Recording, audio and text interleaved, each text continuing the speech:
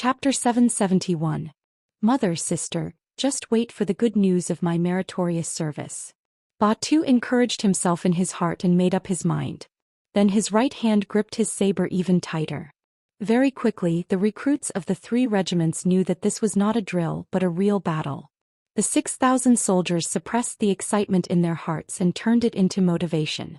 Each and every one of them widened their eyes and clenched their fists. They couldn't wait for the enemy to appear in front of them and let them kill to their heart's content. Recruit 1st Regiment, come with me to get your bows and arrows. Starting from the 1st Company of the 1st Battalion, come with me. The commander's voice sounded in the silent night. Squads of soldiers followed the voice and followed the shadow to the carriage behind them. They were in charge of escorting the supplies. Not only did they have all the necessities like bows and arrows, but they also had a lot of them. The 3 new regiments began to move. Wuxia also walked to the side of his 3 battalion commanders. You guys go and prepare.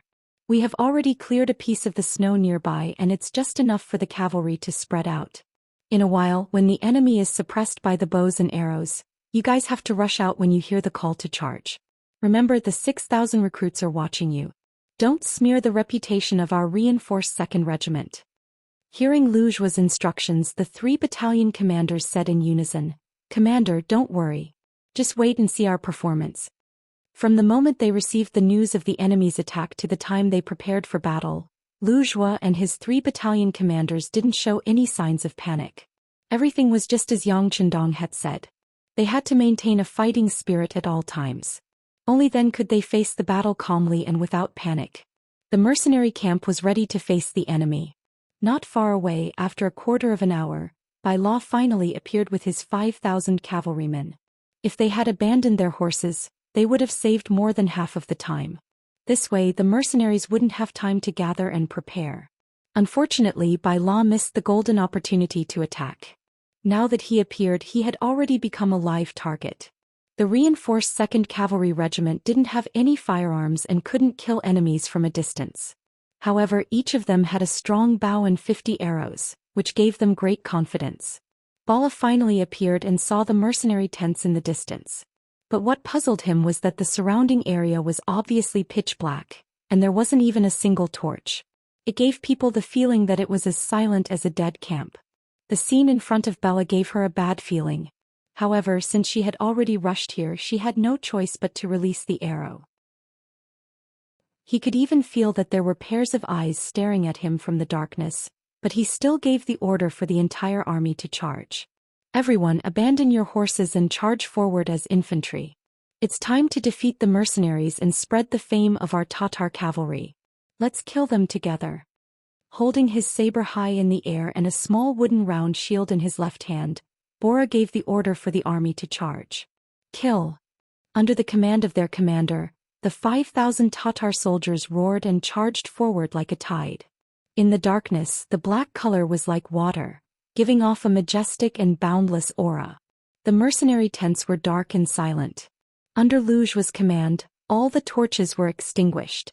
After waiting for a few minutes, everyone's vision returned to normal and they could clearly see the enemies in the distance. When they saw that there were so many enemies that it was as if there was no end to them, many of the recruits began to break out in cold sweat from their foreheads, bodies, and palms. Although their usual training was based on actual combat, and in the short 2 months of recruit training, they had carried out several military exercises, but exercises were still exercises and couldn't be treated as real. This time they were facing real enemies. If they weren't careful, they might lose their lives here. People would die in war. Everyone understood this principle. The only difference was who would be the one to die. Calm down, take a deep breath. Think of our family members who are waiting for good news. Think of the beautiful future. Look at the target, adjust your breathing and prepare to release the arrows. Mixed in with the recruits, there were many veteran squad leaders and vice squad leaders. They felt the changes in the recruits and constantly spoke words of encouragement. Voices sounded one after another, causing the originally nervous and restless recruit camp to become much quieter. At this time, the Tatar soldiers had already rushed to a position 80 meters in front of the camp. They had already entered the range of the bows and arrows. Release the arrows. A loud shout suddenly sounded. It was the voice of the 1st Regiment leader of the recruits. The 2nd Regiment leader and the 3rd Regiment leader of the recruits responded in unison. Out of instinct, as soon as the voice fell, countless arrows broke through the air and shot towards the Tatar soldiers. Ding ding dang dang dang dang ding ding. The sound of arrows breaking through the air, falling to the ground and colliding with shields and weapons rang out one after another. It was very lively. A wave of 6,000 arrows was shot out and collided with the Tatar soldiers. For a moment, countless black figures fell to the ground. At least 300 people suffered different degrees of arrow injuries. The effect is not bad. Again, release the arrows.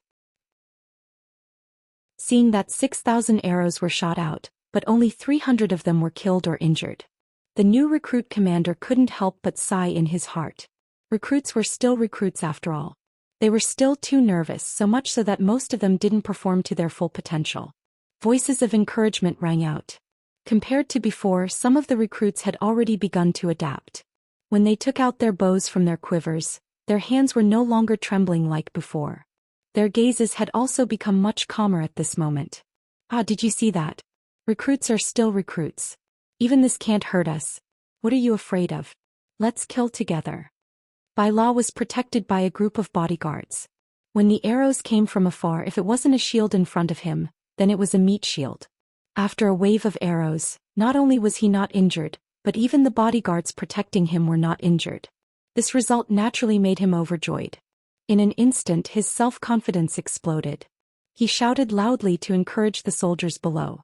At the same time, he increased the pace and speed of the charge. It was true that the opponents were recruits and most of them hadn't gone to the battlefield. However, don't forget that they had trained in the mercenary camp for 2 months. Originally, they were selected from more than 10,000 young adults. Originally, they had a good foundation. In addition to the hard training, their strength had undergone a qualitative change in a very short period of time. The first wave of arrows didn't perform well because it was the first time and they were too nervous. However, when they let go of their nervousness and picked up their bows, many of the soldiers had already entered a state of mind. They had one eye open and the other closed as they aimed at the target. After adjusting their breathing, the arrows were released and flew out like meteors. Once they entered a state of mind, the advantage of the arrows began to show. Even if only 1/6 of the 6,000 soldiers hit the target, the result was still very frightening. When the arrows fell into the Tatar army, the result was that more and more soldiers were hit by the arrows and fell on the path of the charge. Good shot. Seeing the enemy falling to the ground one by one and only less than 6 out of 10 were able to reach the front, the commander Lu Zhuo laughed loudly. Come, blow the horn of charge. It's time for us to counterattack. Toot toot toot toot toot toot toot toot toot toot. The loud and clear horn of charge had been blown. Along with this exciting sound, thousands of warhorses suddenly rushed out from the left and right sides of the battlefield. The warhorses galloped at high speed in the heavy snow, bringing up white snowflakes one after another. Correspondingly, there was dark red blood mixed with the white snow. The snow around the camp had already been cleared. The heavy snow had just covered the ground and it couldn't stop the warhorses from galloping wildly in this area. Under the high-speed charge of the warhorses, when the sabers fell from the sky, countless heads flew up from the ground, and countless blood splattered across the ground. The accuracy of the arrows had increased, and there was also the fierce attack of the warhorses. At this moment, the Tatar army had a feeling of being beaten silly. How did the arrows that were just for show become so accurate? Why did the frequency of the arrows become faster and faster? Why could the enemy cavalry gallop freely on the ground covered in heavy snow? Why? There were too many whys, but no one would answer them now. There were only the screams and cries of their companions for help. General, let's retreat. We have already lost 40% of our combat strength. If we don't retreat now, I'm afraid we won't be able to retreat. Seeing more and more of his companions being killed on the ground and the number of soldiers around him decreasing, a Chiliarch ran to Bai La's side and complained tearfully. Bai La still had a trace of unwillingness.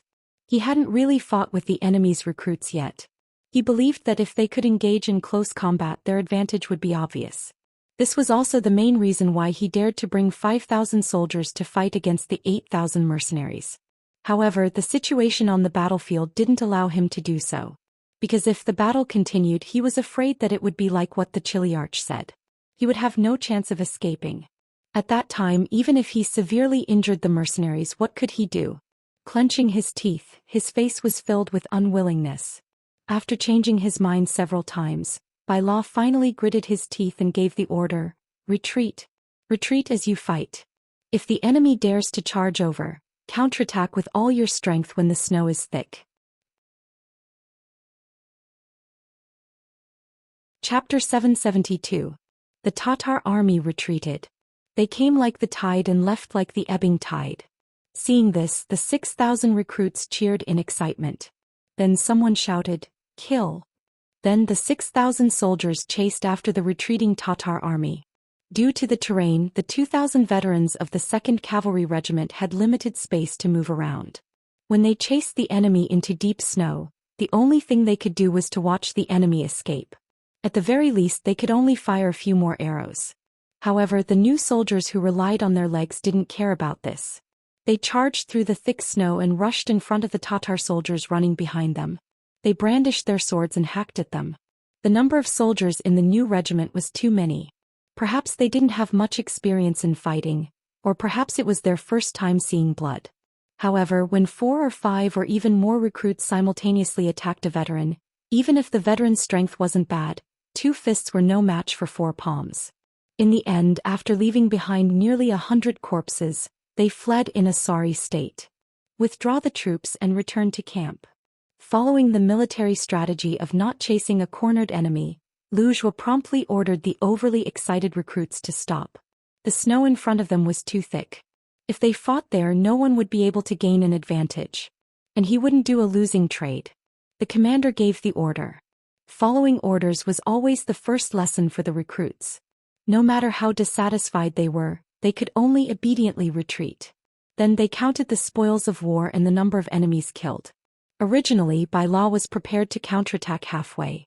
Seeing that his last chance was gone, he sighed and led the army back to Saihan Mountain. He had already lost 2,000 soldiers and horses. Now he no longer had any advantage in terms of military strength. If he continued to fight, he would only be looking for trouble.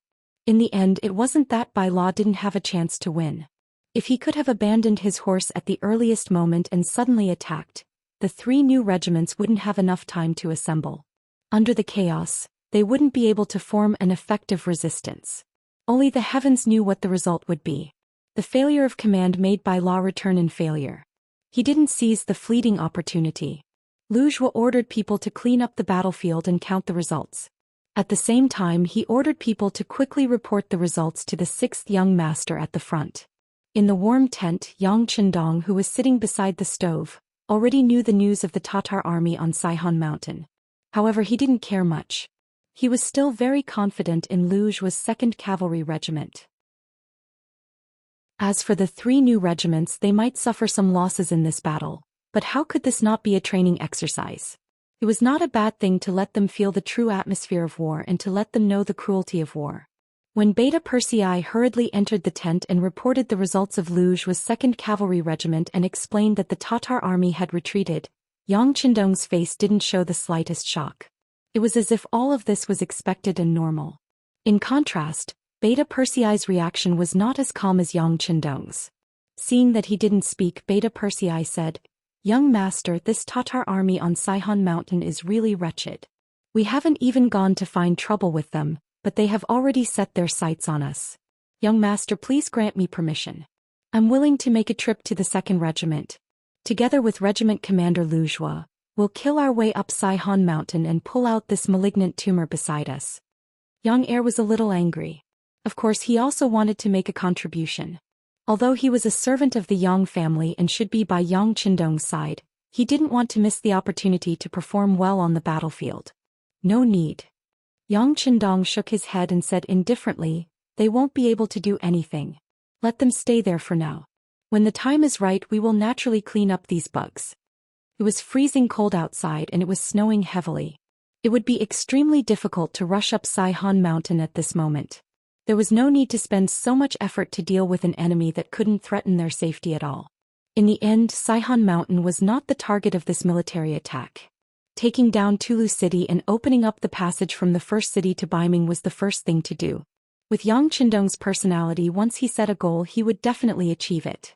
Everything else had to give way to him. Since Yang Qindong said that there was no need, Beta Persei knew that it was meaningless to fight for it. He nodded and said, "Young master, Tiger Man sent a message saying that they are ready to attack the city tomorrow. Do you have any other orders?" "Just follow the plan."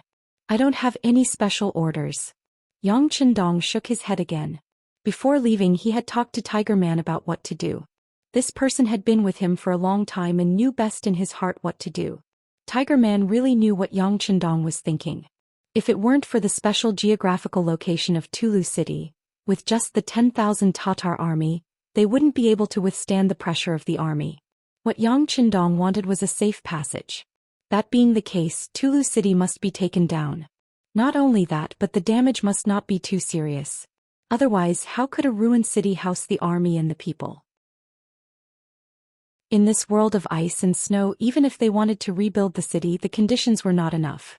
So after setting up the camp, Tiger Man called Su He and the other generals to express his intentions. "Tomorrow when we attack the city, we will try to deal with the enemy outside the city. Even if we kill our way into the city, as long as they are not rebels, don't kill them easily. We have to try our best to maintain the good nature of Tulu City. What we need is a city where people can live and garrison. This is the sixth young master's intention. Does everyone understand?" When they heard that it was Yang Qindong's intention, the expressions of the officers, who had not taken it seriously, immediately became serious. They all nodded, indicating that they would abide by the military order and try their best not to destroy the city and not to kill indiscriminately in the city. In the camp, the 10,000 mercenaries had a good night's rest. When the sun rose the next morning, smoke rose in spirals. From afar it looked like fog, like a paradise on earth. On the walls of Tulu City, Amu Gulong looked at all this and sighed. "What will come will come. Since that's the case, let me go out of the city and see how powerful they are." "General, be careful." Deputy General Shibi wanted to persuade him to defend the city with him, but when he thought about how cavalry could only be effective on the open ground, he suppressed the words in his heart. It's fine. People will die eventually. For a general, dying on the battlefield is a blessing, isn't it? Laughing, Mu Gulong put on the armor that his personal guards had given him, mounted his warhorse and led his 5,000 men out of the city. Below Tulu, both sides had already gotten into formation. From a distance they looked neat and orderly, their warhorses standing straight. They were like two colossi standing in the middle of the world. The snow had stopped falling in the early morning. For this battle, both sides had sent out soldiers to clean up the ground to ensure that the cavalry could exert their greatest advantage. The cleared ground in the middle of the battlefield was undoubtedly going to be the final battleground for both sides. Tiger's man, Su He, and the others were also mounted on their horses. They looked at the 5,000 Tatar cavalrymen opposite them, and an aura of death seemed to wash over them. This Amu Gulong is also an expert in commanding an army. It's a pity that such a person would become an enemy. Tiger's man looked at all this and said with emotion. Su He understood Tiger's man's meaning and also saw that he wanted to accept this good general. Because of this, he shook his head and said, "It's useless, Tiger's man. This Amu Gulong is deeply indebted to the great Khan of Tuachuo Buhua. He will never surrender. Yes, if he doesn't surrender, then he can only die." Tiger's man also knew that in the face of Su He's persuasion, the other side had no intention of talking at all. This was enough to explain everything. If that was the case, then they would just fight. If they couldn't be friends, then they could only be enemies. At this time, Amu Gulong was also sweeping his eyes over the mercenaries opposite him. When he saw that the other side's army was also neat and orderly, and when he looked at them from afar, a wave of austere aura rushed over. He couldn't help but sigh. Mercenaries were indeed mercenaries. Just from the formation alone, many grassland cavalrymen could only achieve this much. Good formation and strong aura doesn't mean that you have powerful battle strength. Come, everyone, get ready. Today we will break the myth of the invincible war god. Everyone listen to my orders, follow this general. Charge. Amu Gulong was still holding a 2-meter-long sword in his hand. With a loud shout, he waved his sword forward. The warhorse under him seemed to understand his words and was the first to leave the group and charge forward. The Tatar cavalrymen moved like thunder. Under the city walls of Tulu, they formed a fan and charged towards the mercenaries. As if they knew that the mercenaries had firearms, the 5,000 Tatar cavalrymen were not too concentrated. Instead, they were very scattered. Each cavalryman maintained a distance of at least 3 meters from each other as they charged straight for the kill. The earth trembled as if it was shaking. It was like a tsunami, making it impossible for people to regain their previous calmness. Seeing the enemy cavalrymen charging over with great morale, Tiger's man raised his right hand unhurriedly and loudly ordered, "Independent Regiment 6 firearm battalions, listen to my orders. Wait until the enemy is 600 meters away before firing. Before that, no one is allowed to move without orders. Otherwise, you will be punished by military law." They had already decided on how to deal with these 5,000 Tatar cavalrymen during last night's meeting. That was to use firearms to heavily injure the enemy. Chapter 773. Although it wasn't difficult for the Independent Regiment and the Tatar Cavalry Regiment to deal with 5,000 Tatar cavalry, Tiger's man still made the decision to use firearms to defeat the enemy. He quoted Yang Qindong's words, "Since we can pay a smaller price, there is no need to make the soldiers suffer." Su He and Xin Honghai naturally agreed with this decision. However, they weren't without worries. For example, the effective range of the Type 81 rifle was around 800 meters, and the best shooting range was between 200 to 600 meters. If the enemy was allowed to reach this distance, wouldn't the army fall into chaos? After all, if one side's morale was high and the other side didn't move, it would be a test of the people's will. If things went wrong, the army's morale might collapse. If that happened, the enemy would take advantage of the situation and kill them. The result would be unimaginable. Tiger's man only smiled at this concern. "You must have confidence in our soldiers. Speaking of which, isn't this a test? If they can't even withstand this little test, then they don't deserve to be a part of the mercenary army. They can't be called elites." Tiger's man made the final decision under his insistence. Now that the enemy was getting closer and closer, whether it was Su He or Xian Honghai, they all showed a trace of worry on their faces. They even observed the reactions and emotions of the surrounding soldiers more than once, afraid that some of them would be frightened by the aura and turn around to escape. The enemy was charging with full force and killing intent, but they had to stay in place and wait. This was indeed a test. Especially when the enemy was getting closer and closer, the neighing of the warhorses became clearer and clearer. Many of the warriors who were waiting on the spot revealed anxious expressions. Some of the warhorses even began to snort uneasily, lightly lifting their hooves and pacing around on the spot. Perhaps these warhorses were reminding their masters that it was time for them to charge as well? Anxiety could be seen on everyone's face. Some of the soldiers who weren't mentally strong turned pale, but fortunately there weren't any deserters. Even though the cavalry on the other side was getting closer and closer, and the pressure was getting stronger and stronger, most of them were still staring ahead. Without any orders, they didn't even draw their cavalry swords. Tiger's mane was also paying attention to the reaction of the army. He couldn't help but smile when he saw that the soldiers' expressions had changed, but their formation was still stable.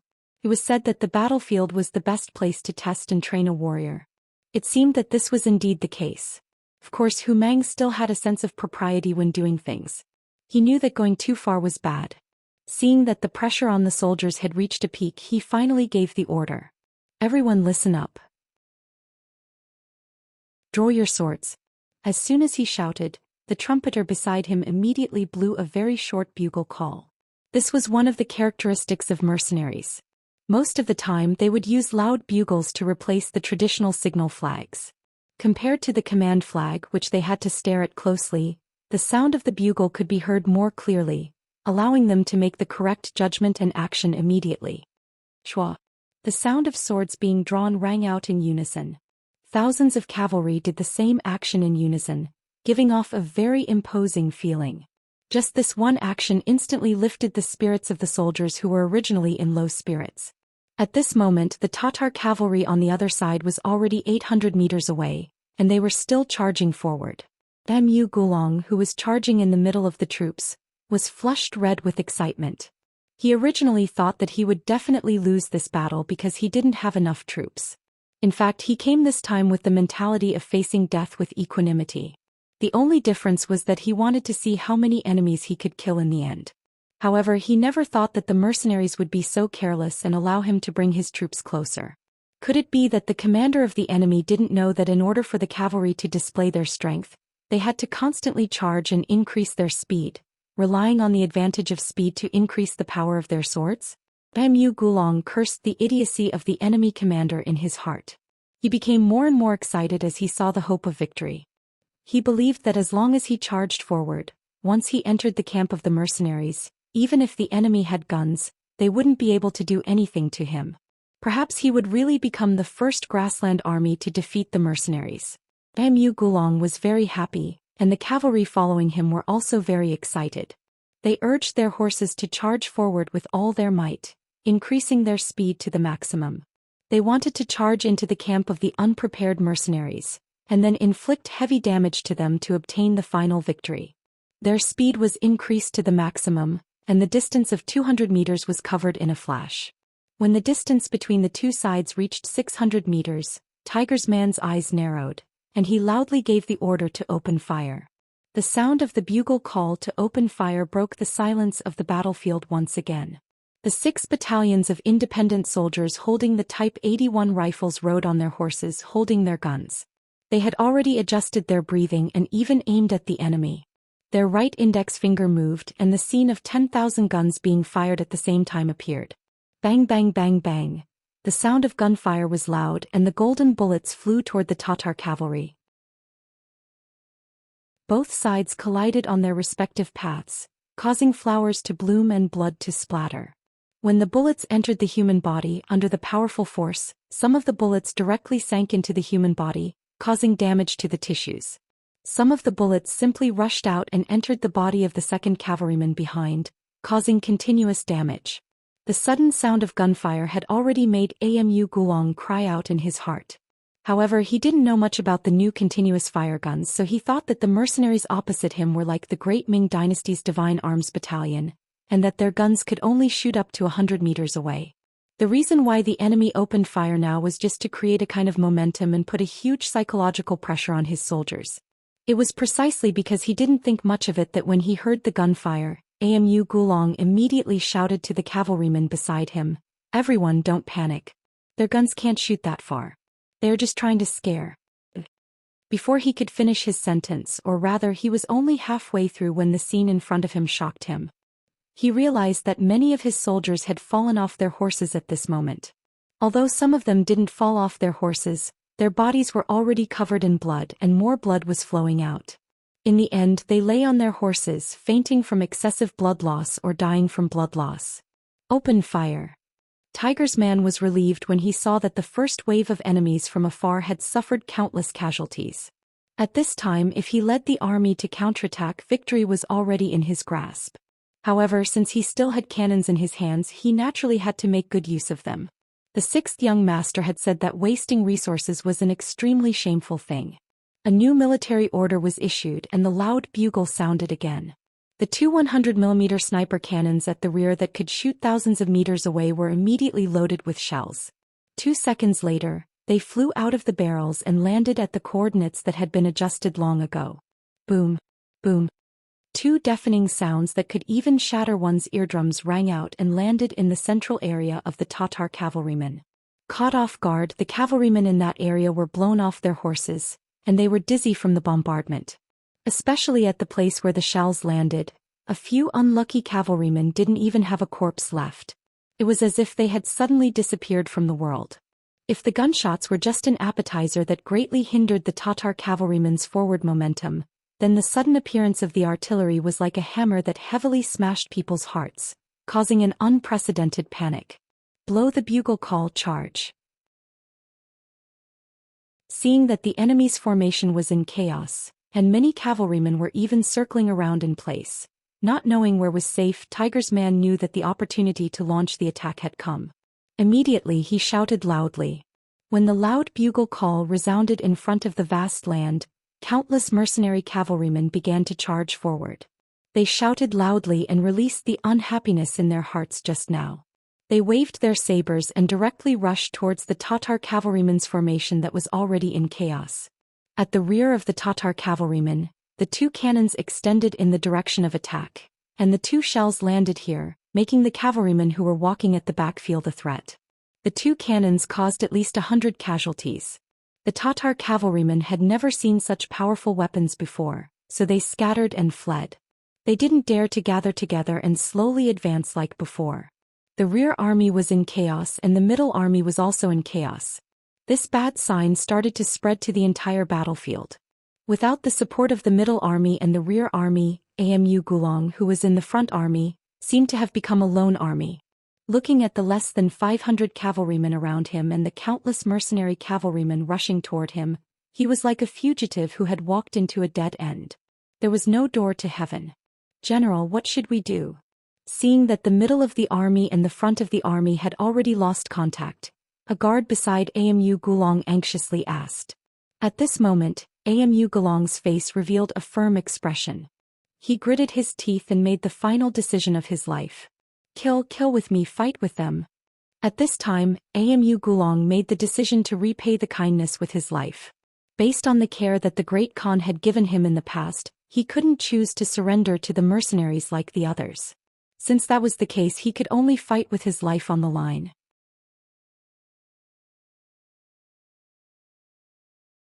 Chapter 774. Kill. After making his decision, Amu Gulong was the first to whip his horse and charge towards the countless mercenaries. Beside him, the 500 Tatar cavalrymen seemed to have been influenced by him and charged forward with a loud roar.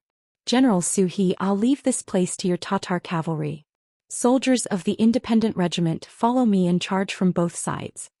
Tiger's Mane saw through Amu Gulong's intentions with a single glance. Since the other party wanted to die for a righteous cause, then he would fulfill his wish. How could Tiger's Mane pay too much attention to an enemy general who wouldn't surrender? After shouting at Suhi, he and Vice Commander Xen Honghai led their troops from the left and right, leaping over Amu Gulong's 500 cavalrymen and charging forward. Amu Gulong also didn't have any thoughts of stopping Tiger's Mane. He had already seen Suhi coming from the front and knew that this was his opponent. He immediately brandished his long sword and charged forward. Both sides didn't have any intention of retreating. Like 2 high-speed mad bulls, they collided with each other in the next moment. Then the cavalrymen intertwined with each other and the sound of weapons clashing could be heard. Clanking sounds could be heard as the cavalrymen fell from their horses one after another and died on the battlefield. After a charge, when both sides turned their horses around, they saw the corpses of more than 200 cavalrymen on the battlefield. 90% of these corpses belonged to Amu Gulong's men. 500 against 3,000, there was a great disparity in military strength. In addition, the sabers in the hands of the Tatar cavalry were very sharp. Once Amu Gulong's men clashed with them, the sabers would often break after 5 or 6 strikes. At that time they would only be at the mercy of the enemy. In just one clash they had lost more than 200 soldiers. Nearly half of their forces had been lost. Aghast could be seen in Amu Gulong's eyes. But then his face turned red and he shouted again, "Follow me and kill."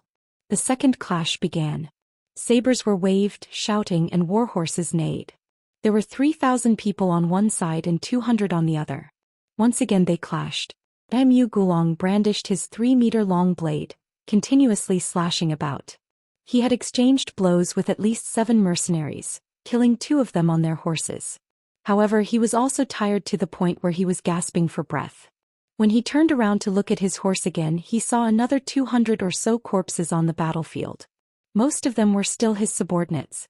"General, I'm afraid we can't hold on any longer." It was still the same bodyguard. He seemed to be quite lucky to have held on until now. However, the others were not so lucky. There were originally 500 cavalrymen, but now there were only about 50 left. Not only that, but most of them were also injured. Even without the soldier's reminder, Amu Gulong could see that the situation was very unfavorable. However, for Amu Gulong, who had long been prepared to die, this was just a matter of asking for mercy. "How many of them did we kill?" "You've seen it clearly." Although he knew that he was about to die, Aga Gulong was still concerned about the number of enemies he had killed. Perhaps this was the reason why he insisted on fighting to the death. Even if he died, he would drag some of them down with him. This may be less than 30 people. The soldier's eyesight was not bad, but because of this he saw a little too clearly and said some hurtful words. Less than 30 people?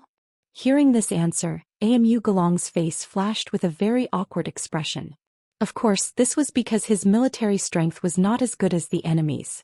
However, more than 400 people died and less than 30 of the enemy's men were killed. This result was still unacceptable to him. He was very sad. Could it be that this was the price he had to pay in exchange for his blood? Were the mercenaries really so powerful? Amu Gulong could be considered a general. At least, his will to fight to the death was not something that some people could compare to. The Tatar cavalry he led could also be considered to be good at fighting. However, when faced with the valiant mercenaries, they were at an absolute disadvantage in terms of numbers and weapons. The outcome of this battle was already set in stone. Xu He originally had the talent of a general. Otherwise, Yang Qindong would not have spent so much effort to recruit him. In addition, the Tatar cavalry he led were the most elite forces in Aga Dorji's hands. Recently they were equipped with the new sabers. Could be said that they were like a tiger that had grown wings. Moreover, during this period of time they ate well and the intensity of their training was several times stronger than before. Their strength was also many times stronger than before. Under such conditions, how could they be defeated? Even if nearly 30 people were killed or injured, this was because Amu Gulong and his soldiers were good at martial arts. Otherwise, the price of nearly 30 people would not have been paid. Amu Gulong's heart was sad, but he did not have time to think too much. On the opposite side, Xu He had once again led the army to kill them. As if he knew that Amu Gulong was not willing to die, he did not even have the intention to persuade him. Kill. Although there were only 50 brothers left, Amu Gulong still did not have the intention to retreat. After a loud shout, he once again waved the 3-meter-long saber and rushed forward. This time his target was Xu He. Generals against generals, this was a kind of challenge but also a kind of determination. It showed that Amu Gulong had given up on the road of survival and was determined to severely injure Xu He before he died. After all, Xu He was Aga Dorji's most trusted general. His status was far higher than Amu Gulong's. Even in terms of personal strength, Xu He was much stronger than Amu Dorji. He knew that the opponent was stronger but he still wanted to challenge. This kind of courage had already explained everything. Leave this person to me. You guys go and deal with the others. Xu He also saw Amu Gulong's determination to fight to the death. He immediately decided to help him. He glanced at Gu Shan and the others who were protecting him. Gu Shan and the others had to obey the general's order. After a sound of agreement, they rushed to the other enemies. For a time the battlefield became a vacuum. Xu He stood with his saber waiting for Amu Gulong to approach.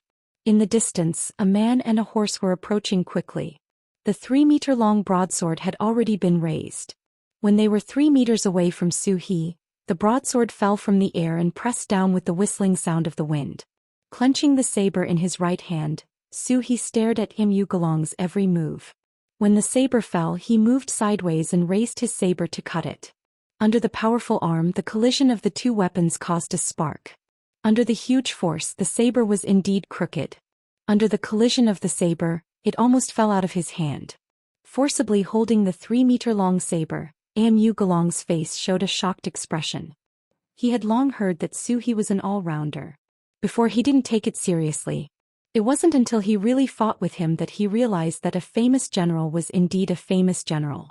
Sure enough, he wasn't so easy to deal with. The saber fell and also narrowed the distance between the two sides. At this moment, the advantage of the saber was revealed. As the saying goes, an inch shorter is an inch more dangerous. At close range, the horse-chopping blade that was only a meter long was able to fully display its agility. Under the incessant chopping from top to bottom, it caused Amu Gulong's mind to be thrown into disarray. Numerous wounds appeared on his body. If it was someone else who was cut by the sharp saber, they would have fallen off the horse and been defeated. But Amu Gulong was determined to die. He was completely relying on his spirit to make a final resistance. He had already ignored the wounds on his body. He thought that if he could kill Xu He, even if he died, it would be worth it. In Xu He's eyes, Amu Gulong's unwillingness to fight to the death made him reveal a look of admiration. But this was a battlefield, not making friends. Although he was shocked by the opponent's determination to fight to the death, Xu He's hands didn't stop. Not only did he wave the saber forward, He also found an opportunity to grab the back of the saber and held it in his hand. If it was under normal circumstances, if Su He dared to be so arrogant, Amu Gulong only needed to use all his strength to regain control of the weapon. It was not impossible for him to take the opportunity to seriously injure Su He. But now he was already covered in scars. His strength was almost exhausted. Facing Su He's huge strength, he was already powerless to resist. With his saber restrained, Amu Gulong could only passively take the beating. After instinctively dodging 2 sabers, the saber fell on his chest for the 3rd time, penetrating his chest. While blood flowed out, the vitality in Amu Gulong's eyes quickly disappeared. With a saber in his chest, Amu Gulong's strength was also exhausted at this moment. He glanced at Su He, who was riding on the horse next to him. He wanted to say something, but his mouth couldn't make any sound except for blood foam. With a plop, Su He's left hand loosened the saber and Amu Gulong fell from the horse. Even if he died in battle at that moment, he still opened his eyes wide and looked at the sky. It seemed that he still wanted to say, "Great Khan, I didn't let you down. I fought until the last drop of blood." Amu Gulong died in battle. The last 50 cavalrymen left by his side also died under the siege of Gushan and the others. But it was worth mentioning that no matter how Gushan tempted them with words, none of the 50 men surrendered. In the end, they fought until the last drop of blood was shed and died. The attack of the independent regiment led by Tiger's Man was also very smooth. First, they launched a surprise attack with the muskets, which destroyed the enemy's morale and killed nearly 1,000 cavalrymen. Then the mortars showed their prowess. The chaotic bombardment disrupted the enemy's formation and dealt them a heavy psychological blow. When the independent regiment came, it was like the last straw that broke the camel's back.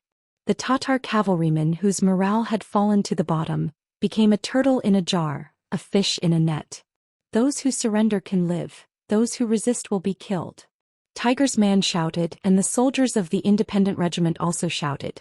During this period, as long as there was resistance, they would swarm up together. Several sabers would come at the same time. No Tatar cavalryman could withstand such power. There was no other choice but to die.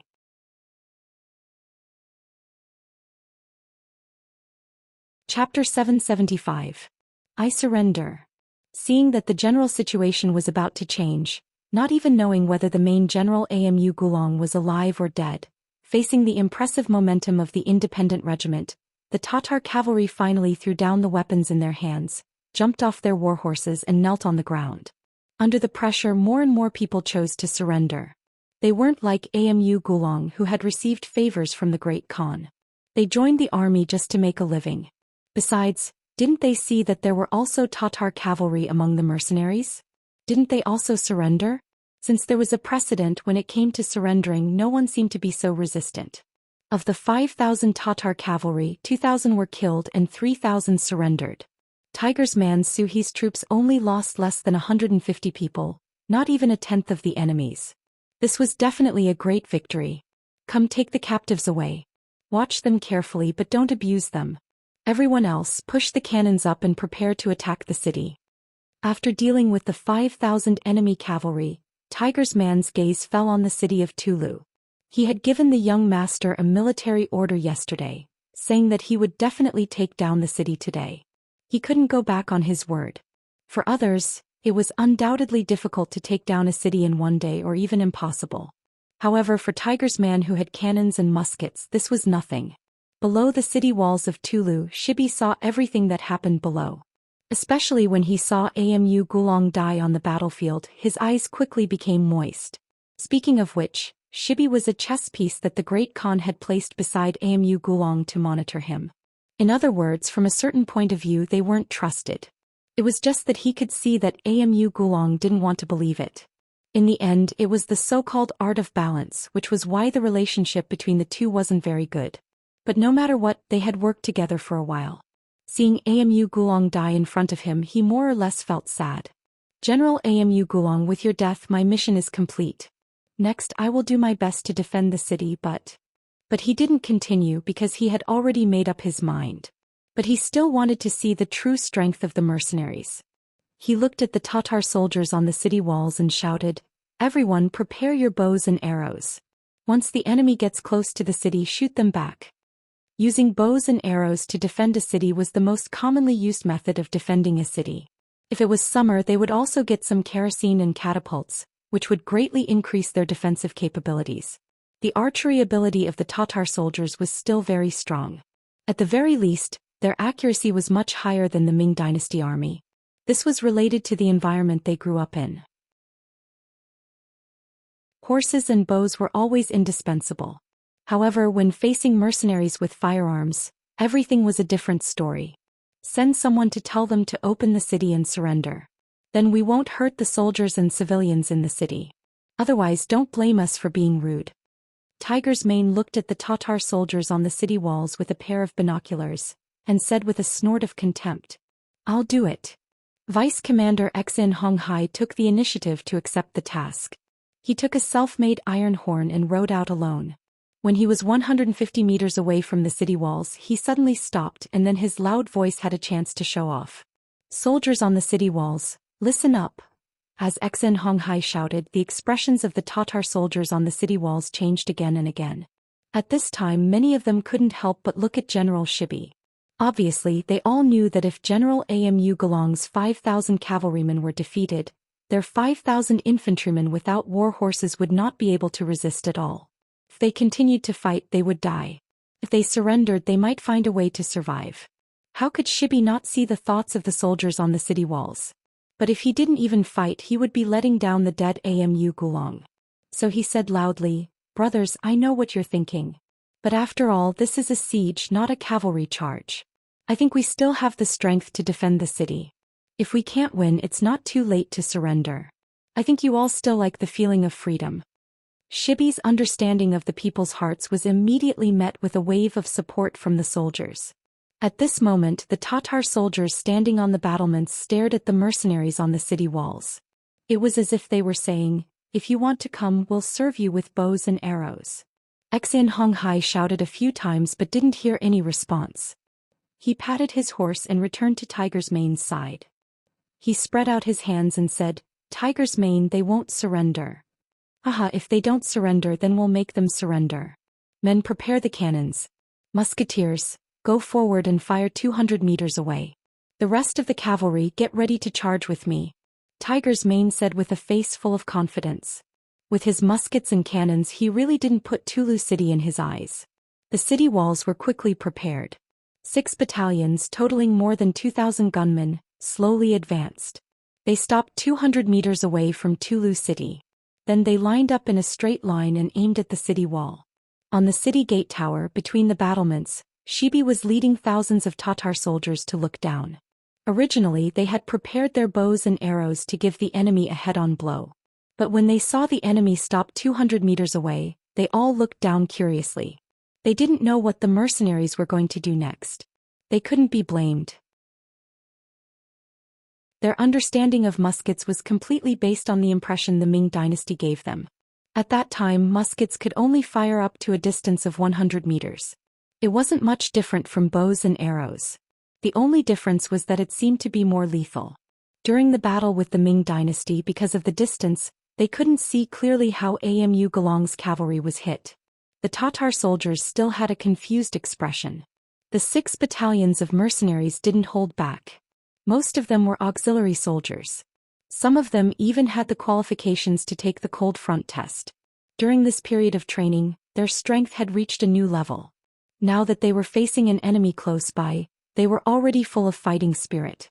All they lacked was the order to open fire. Now the order was finally given. Tiger's Mane raised his right arm and lowered it. The trumpeter beside him blew the bugle horn for permission to open fire. Immediately the sound of gunfire rang out. Countless bullets flew towards the Tatar soldiers on Tulu City as if they had eyes. The Tatar soldiers who didn't have the slightest bit of mental preparation and didn't take the musketeers seriously suffered a great loss. A second after the sound of gunfire rang out, a bloody scene appeared on the city tower. At least a few hundred soldiers were shot in the vitals because they didn't take any precautions. Only a few lucky ones managed to escape with their lives because the bullets missed and hit the battlements. "Quick, squat down. Don't stick your heads out." The moment the gunfire rang out, Bear instinctively lowered his head and leaned against the battlements. Because of this, he managed to avoid a disaster. But when he saw that many soldiers were hit by the muskets because they didn't dodge and fell to the ground with their heads tilted to the side, he couldn't help but shout out loud. Facts speak louder than words. There was no need for Bear to shout. All the soldiers looked for a place to hide with a frightened expression. They were very surprised. What kind of musket was this? Not only could it hit so far, but it was also so accurate. In the face of such a weapon, who would dare to stick their head out and shoot? What was the difference between that and seeking death? Like the other soldiers, Bear's face also showed a frightened expression. He was a general, but he also only had one life. If he was hit by a bullet, he wouldn't be any better. All the Tatar soldiers found a safe place to hide, so they couldn't pose a threat to the mercenaries below the city. It was at this moment that the city tower seemed to tremble. The mortars had begun to show their might. After accurately aiming at the target, the two mortars fired simultaneously. One of the mortars hit the city gate of Talu City. After a loud bang, the seemingly heavy city gate was completely blown apart. Along with the city gate were dozens of Tatar soldiers who were holding huge logs against the city gate. Their task was to guard the city gate. The enemy was cavalry, so they shouldn't be good at sieges. With one side defending and one side attacking, the situation should be in their favor. They didn't expect that the mercenaries wouldn't be polite at all. With just a blast from the two cannons, the city gate was blown apart. They didn't even have the slightest intention of drawing out the distance. When the city gate was opened, the vice commander Xin Honghai on horseback roared and took the lead to charge into Tulu City. Behind him were 5 battalions of 2,000 independent soldiers. Xin Honghai launched an all-out charge. The commander of the Tatar cavalry regiment, Su He, also didn't want to be outdone. With a shout, he also led his troops to follow. While charging, he suppressed the shock in his heart. Heavens! The power of the mercenaries' cannons was too great. With such heavy weapons, what kind of city couldn't they take down? What kind of enemy could stop them? The general on the city tower was even more shocked. From the tremor, he could feel that the mercenaries should have opened the city gate. Now that he heard the sound of iron hooves, he was afraid that they were now rushing into the city. Once they entered the city with the advantage of cavalry over infantry, how could he resist? At this moment he suddenly felt powerless. He knew that Tulu City had changed hands.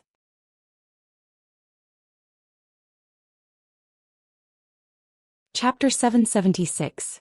General, the cavalry used the cannons to blast open the city gates. They are now charging into the city.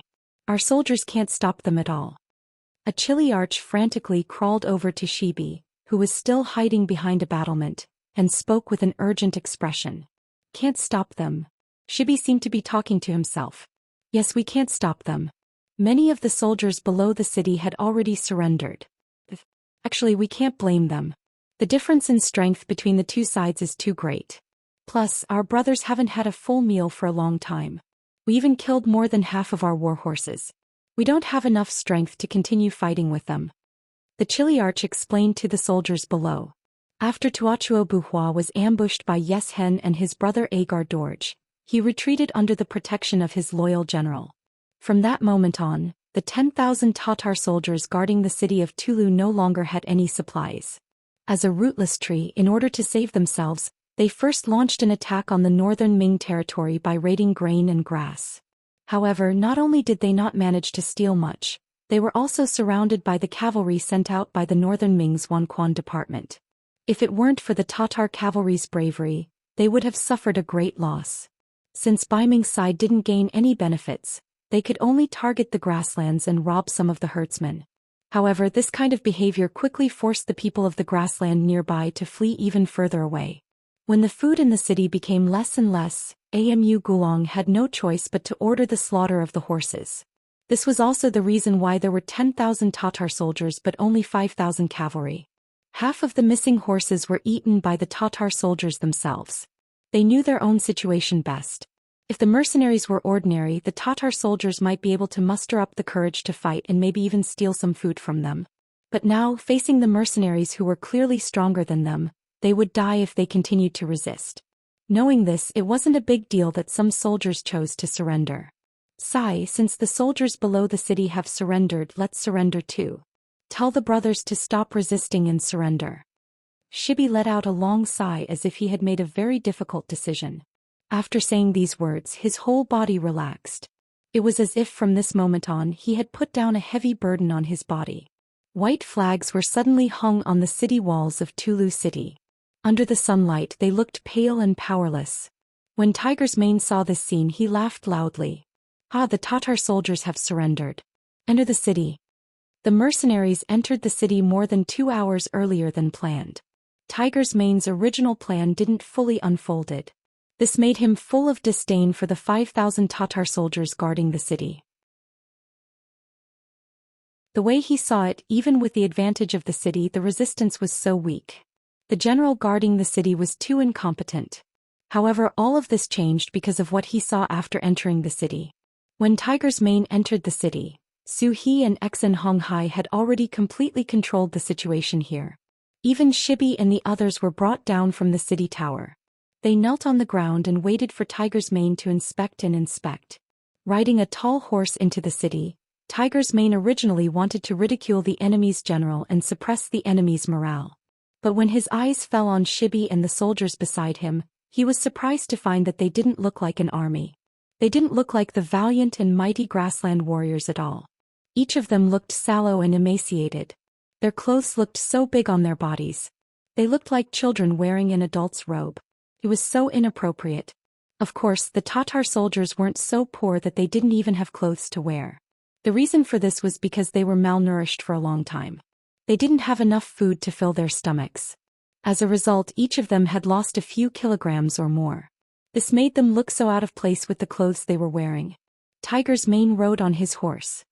He opened his mouth to say something, but no words came out. Commander Su He seemed to understand something. He rode his horse to his side and said, Tiger's Mane, I've already asked around. These soldiers haven't eaten for a long time. They even used their horses to fill their stomachs. Speaking of this, Su He couldn't bear to see her like this. For the grassland warriors, the war horses were their brothers. Most of the time, the horses would be there if the men were still alive, and if the men were dead, the horses would also die. If they were to use their brothers as food, one could imagine how bad the environment would be. Not to mention, horse meat was sour and didn't taste very good. If it wasn't for the fact that they had no other choice, who would make such a decision? Arrange for the food to be cooked immediately. At least let them eat their fill first.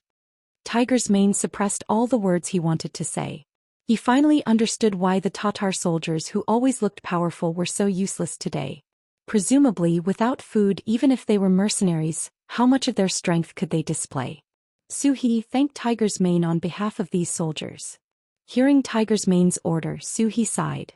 No matter what, he was still a Tatar. He was connected to these people by blood. Of course, he didn't want to see his own people in such a pitiful state. Seeing Su He's touched expression, Tiger's Mane chuckled. Okay, go and pass down my order. Oh right, the commoners should be starving. Pass down the order to make a portion for them. Try to let everyone eat their fill. Yes. Su He once again cupped his fists and thanked him. Then, as if he remembered something, he quickly saluted again and quickly rode away. Warm tears flowed out from the corners of his eyes. This time he was really touched by Tiger's Mane's actions. The news of the victory reached Yang Chendong, who was slowly moving. Looking at the battle report, Tiger's Mane took down the entire Tulu city at the cost of less than 200 casualties and captured nearly 8,000 enemy soldiers. Yang Chendong laughed. Not bad, Tiger's Mane did a good job. Looks like he has the talent to be a general. Seeing that Yang Chendong was in a good mood, Beta Persei quickly flattered him. That's right, Tiger's Mane is actually very capable of leading an army. After all, he has been by the young master's side for so long. Of course, there was another subtext to this sentence, which was that he had been by the young master's side for a long time and was also a talented commander. Naturally, Beta Persei wouldn't say these words out loud. He didn't forget the choice Yang Chendong gave him. He could either go down and be a regiment commander and lead an army, or he could obediently stay by his side. At that time he chose the latter without hesitation. Towards Yang Chendong, besides admiration, Beta Persei also felt gratitude. Because without this master he might not even know where he would be right now or whether he was alive or dead. It was precisely because of the sixth young master that he was able to bring him such wonderful things. Now that he was about to have a woman, the gratitude in his heart grew even stronger. He would never leave Yang Qindong's side, but if there was a chance to lead an army to the battlefield, he would also yearn for it. After all, men had such primitive impulses in their bones. Yang Qindong chuckled and didn't make any comments on Beta Persei's words. Instead, he waved his hand and said, "If that's the case, speed up the march. We'll rest in Tulu City today." The distance wasn't very far to begin with. In the afternoon, Yang Qindong and more than 1,000 people arrived at the foot of the city and entered the city together with Tiger's Mane and the others who were waiting there. Along the way, Tiger's Mane also gave a simple report on the battle that had happened. Previously, the scout had already reported the situation to Yang Qindong. Now he just had to repeat it. Tiger's Mane spoke very quickly. After he finished talking about the battle, his expression became a little depressed. "Young master, the people here don't have it easy." Hearing Tiger's Mane say that the Tatar soldiers guarding the city didn't have it easy, Yang Qindong's face revealed a very strange expression. Why did he suddenly speak up for the other party? "Young master, the situation is like this." With a serious face, Hu Mang recounted everything he had seen after entering the city, as well as everything he had learned about the situation. When he said that the Tatar soldiers in the city hadn't eaten a full meal for a long time, and that they had to kill war horses to satisfy their hunger, and that some of the people in the city had to trade their children for food in order to survive, Tiger's Mane clenched his teeth and clenched his right hand tightly.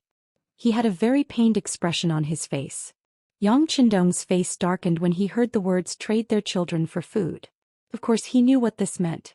Although he had been in this world for a few years and had seen many poor people, when he heard these words he was still very moved. In his mind he could even imagine what kind of situation the people had to be in to do such a thing. There must be quite a lot of helplessness, right? Presumably, the parents who did this would feel guilty for the rest of their lives, right? "Young master, I have already given the order to take out our rations and let the surrendered soldiers and the people have a full meal first. Please don't punish us." Tiger's Mane's voice sounded again, but when he said this, he already looked like he was asking for forgiveness. Speaking of which, it was reasonable to distribute the military rations to the surrendered soldiers. After all, these people might become his comrades in the future. However, distributing the rations to the people, even some women, children, and the elderly, was not something that Tiger's Mane could casually decide. Most of these people didn't have the strength to truss a chicken, so even if they had it in their hands, it wouldn't be very useful.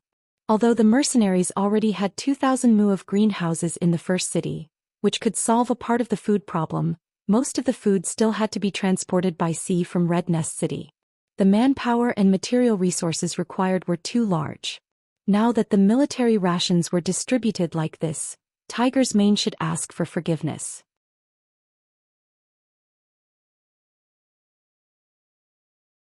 Chapter 777. Hey, what crime have you committed?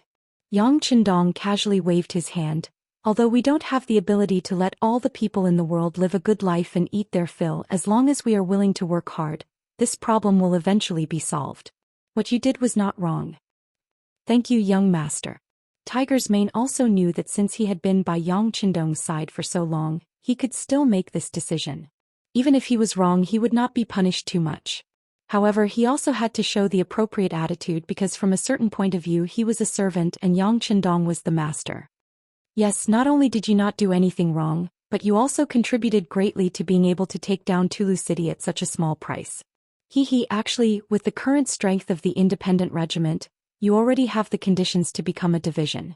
How about this? I will now order you to be the division commander of the independent regiment. Later, I will send a telegram to the military and political department of Xianxia City to let them organize the records. You should also put in some effort and report the names of the officers under you to them. Yang Qindong said with a chuckle. Tiger's Mane was his study companion. He had been following her since she was young, so she was very familiar with his temperament. Since he had such ability to command the army, of course he would do his best to promote him. Of course he was the only one who knew if he had any other motives for doing this. Being promoted all of a sudden, Hu Mang was still in a daze. Beta Persei, who was at the side, had already come over with a smile on his face. Division Commander Tiger, congratulations. Remember to treat us to a meal later. Tiger's mane only came to his senses after hearing this. While staring at Beta Persei, he also saluted Yang Qindong. Young master, I am someone by your side. This independent regiment is only a temporary proxy. I have no intention of leaving your side, young master. Tiger's mane was not thinking about the position of a division commander. With his status, who would dare to treat him like that even though he was the captain? Even Commander Wu Sheng and Political Commissar Chen Bo of the 3rd Division of the Cold Front Division would respectfully address themselves as his subordinates whenever they met him. Since that was the case, it didn't matter whether he was a teacher or not. On the contrary, if he was forced to leave Yang Qindong because he gained a teacher, then the loss would outweigh the gain. I didn't say that I wanted you to leave. Yang Qindong tilted his head and glanced at Tiger's mane. He chuckled and said, Who said that you can't serve by my side after becoming a division commander? Alright, don't think too much about it. If I let you be a division commander, just do it. Otherwise, it wouldn't be right for a regiment commander to always be a senior colonel. Tiger's mane didn't care about Yang Qindong's military rank. He only cared that the young master wouldn't let him leave his side. Therefore, when he heard this, he chuckled and revealed a face full of gratitude. Sco. Don't just laugh foolishly. Accompany me to take a look around the city. Yang Qindong pushed his legs and rode forward. Tiger's mane, Beta Persei, and the others behind him also hurriedly followed and headed towards Tulu City. Tulu City was indeed terrifyingly poor. From afar, there didn't seem to be anything other than some dilapidated and dangerous houses. Speaking of which, it was just like Alakamaki before he became the first city. He was so poor that he didn't even have anything. Young master, this place is too poor. Should we transform this into a second first city? Tiger's mane's emotions had stabilized and he began to speak from a strategic point of view. There's no hurry. Yang Qindong slowly shook his head. How about this? Tell the people that if they don't want to stay here, they can arrange for them to live in the first city. As for this place, just leave the soldiers to guard it. Tulu City's geographical location was very important. According to Yang Qindong's previous intention, he wanted to occupy this important place and then build it into a city like the first city. But along the way his thoughts had changed. After all, this place was too close to Baiming. 200 miles ahead was Baiming's Wanquan Department and Xian Mansion. If an accident happened, this place would become an isolated city. Not only did he need to arrange a heavy defense, but he also needed to be on guard against other people's attacks. This was not a good feeling and it was not something Yang Qindong was happy about. Therefore, he hadn't made a final decision about the future of this city. He still needed to take a look. Since Yang Qindong said that he wasn't in a hurry, Tiger's mane naturally wouldn't say anything. He just nodded and remained silent. In fact, in the entire Xianxia, once it was Yang Qindong's decision, it was equivalent to the final decision. No one would dare to challenge his authority. The days in winter were very short. After just walking around the streets, the sky had already darkened. The largest house in the city had become the temporary Yang Mansion and Yang Qindong's temporary residence. After entering the Yang Mansion, Yang Qindong ate a hot meal while listening to the news from the scout. After reporting that Luge's 2nd Regiment and the 3rd Regiment of recruits had landed at the corner tonight, he raised his head and gave instructions. Tell Commander Lu to be careful. Although the Tatar army suffered a loss last night, it doesn't mean that they won't come to cause trouble. Yes, 6th young master. The scout received a reply, saluted and turned to leave.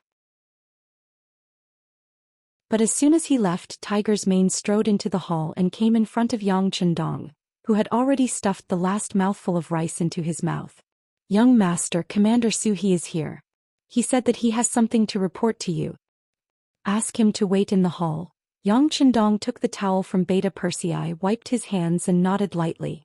Tiger's mane's previous report said that when facing the Tatar soldiers during the day, the 3,000 Tatar cavalry regiment didn't have the slightest intention of going easy. This made him very happy.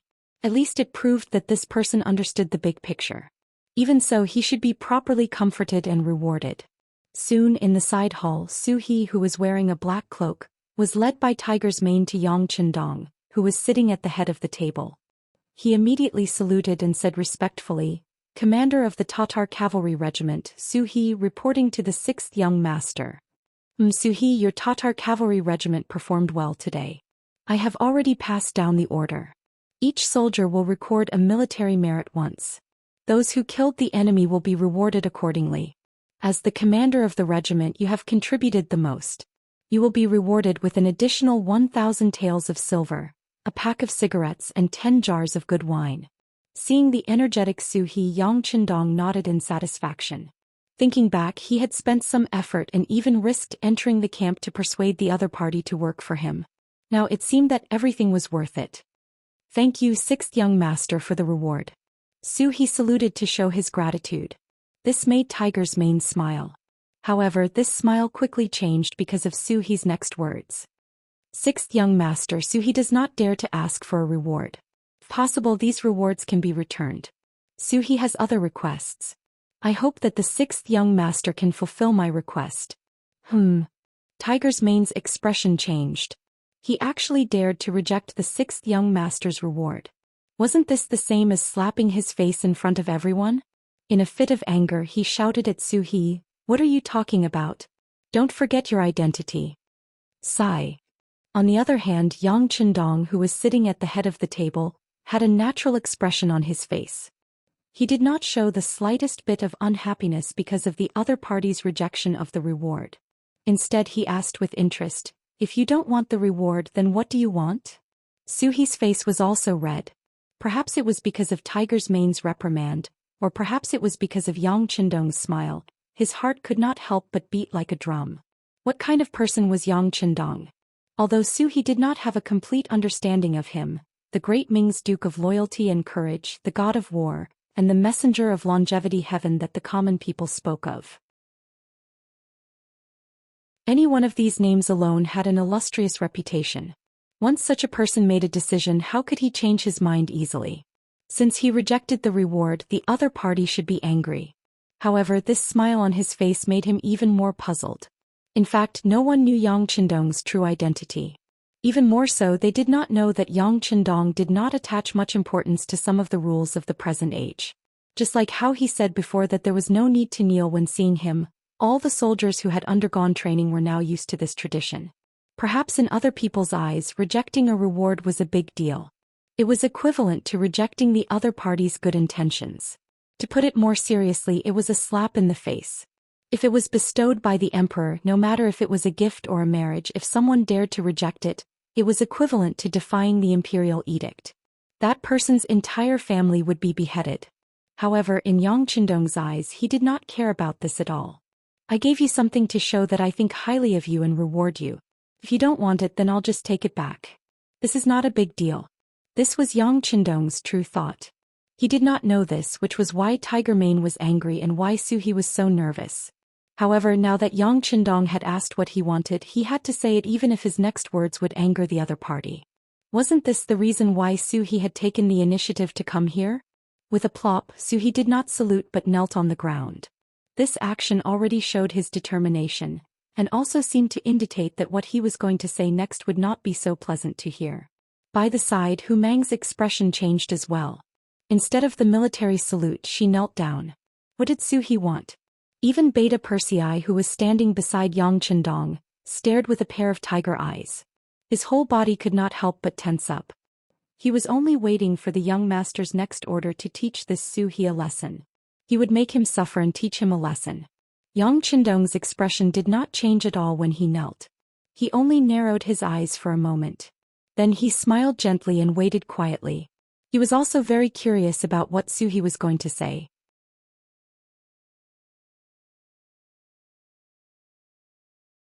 Chapter 778. Su He, who was kneeling with his head lowered, couldn't see the reactions of the others. After kneeling, he only wanted to say what he wanted to say. Sixth young master, Su He requests that you properly collect Amu Galong's corpse and send it to Tingri. Please spare the 8,000 captured Tatar soldiers. Although they opposed you before, they had no choice but to do so. Many of them had received kindness from Tuachuo Buhua Great Khan. They were just repaying their kindness.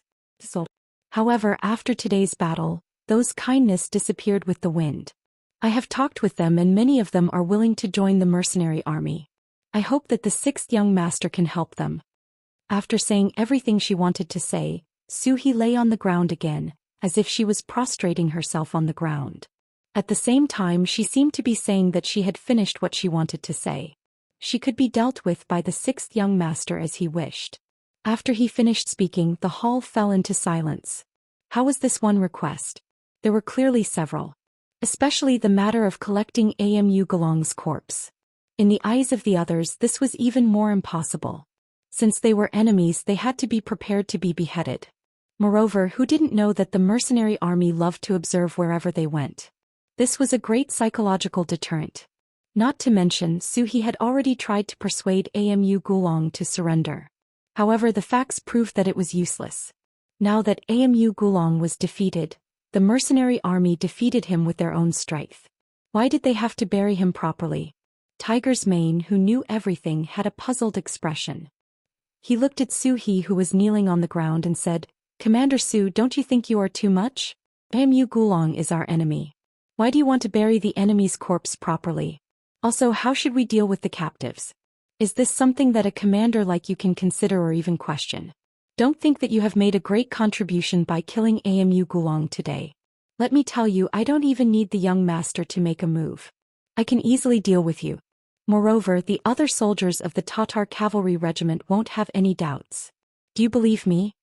Tiger's Mane wasn't exaggerating. Although the majority of the Tatar cavalry were Tatars, and they were the Tatar cavalry under the leadership of Agadorji. However, after a few months of training, especially the political studies that took half an afternoon every week, many people's mentality had changed. At the end of the day, everyone was only willing to follow Agadorji because they wanted to live a better life. Later on, he surrendered with Suhi and joined the mercenary group with the same mindset.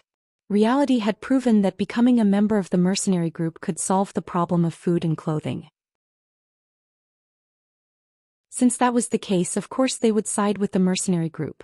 Even if Suhi had other thoughts and wanted to leave, there wouldn't be many soldiers who would make the same choice.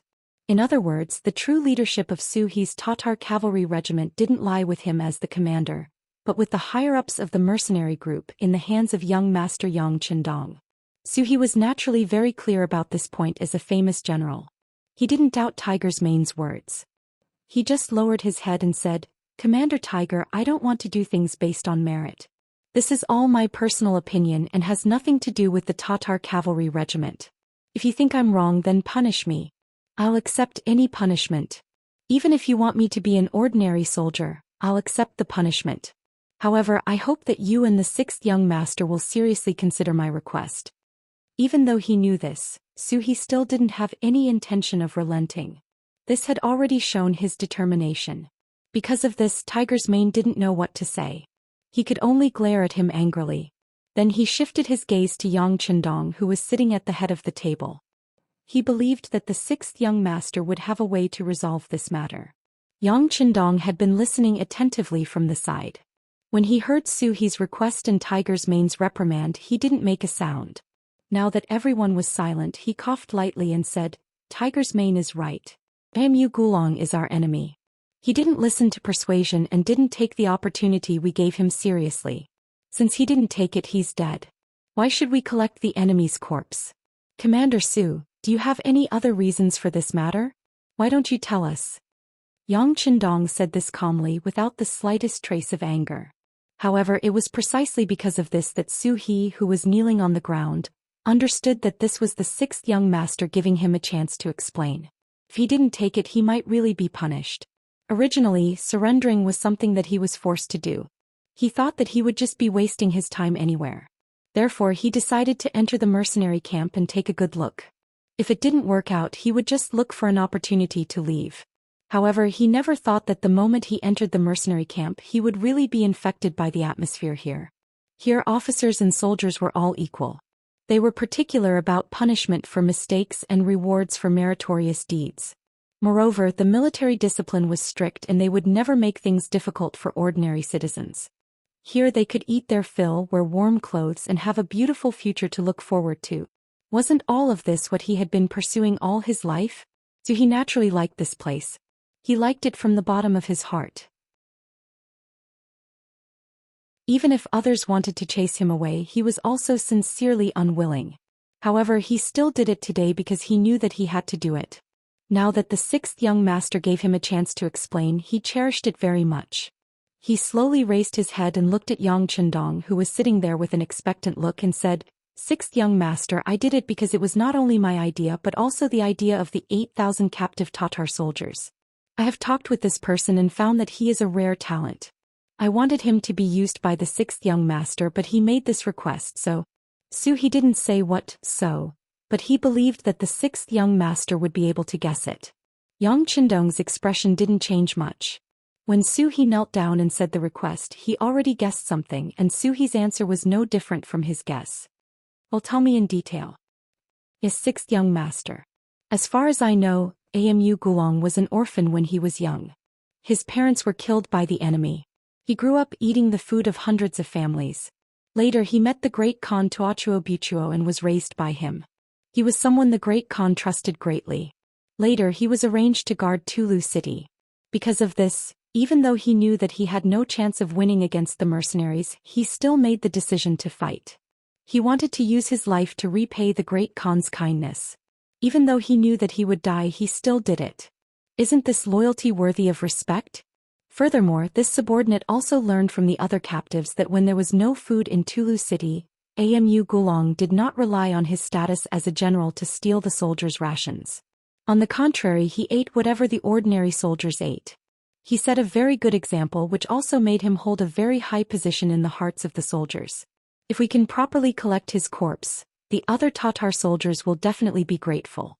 This will play a better role in the future when we incorporate them into our forces. Of course, the reason why I made this request is to let go of this person. I originally thought that he was just a deputy general by Amu Gulong's side, but after a long conversation between the two of us in the afternoon, I realized that this person had lofty ambitions. In terms of the overall situation, even I was inferior to him. After that, I learned that this person also didn't have a good background. His mother was a Han and his Mongolian bloodline wasn't pure. Therefore he had no room to display his strength. Such a person should be the one the sixth young master took a fancy to. I advised him to follow the sixth young master, and he raised the issue of burying Amu Gulong properly. He also said that this was his promise. If he couldn't fulfill this promise, he would rather die. Wasn't such a loyal and affectionate person the sixth young master was looking for? That's why I boldly suggested this and asked the sixth young master to approve. After finally saying all the reasons, He once again placed his head on the ground, looking like he was at his disposal. More than once he mentioned the name of, "I'm leaving." Even Yang Chendong was curious. He was very clear about He's ability. He was already a rare warlord, and the person he admired must be outstanding. "Beta Persei, go and bring that person called, I'm leaving." Seeing is better than hearing 100 times. Since He described this person so well, Yang Chendong wanted to see if it was true or not. Beta Persei agreed and walked out. Not long after, he walked into the hall with a man with a thin face and big eyes. As soon as he entered, Beta Persei shouted in a loud voice, "This is the sixth young master, the god of war in your mouth. Kneel down." Greetings to the great Ming's Duke of Loyalty. After Beta Persei said these words, the "I'm leaving" had already obediently knelt down. On the contrary, Beta Persei, who was prepared to help the "I'm leaving," was stunned. He could only sigh in his heart, "At least you know what's good for you." He stood at the side and stared at him to prevent him from doing anything that would be detrimental to the young master. Yang Chendong did not pay attention to these small movements. Instead, his gaze fell on the extremely thin "I'm leaving." Rather than saying he was thin, it was better to describe him as thin as a match. It was only because his bones were wide that he did not give others the impression that he was very thin. Just like his big eyes, they might not have been that big originally. It was only because his face was too thin that it made his eyes look big.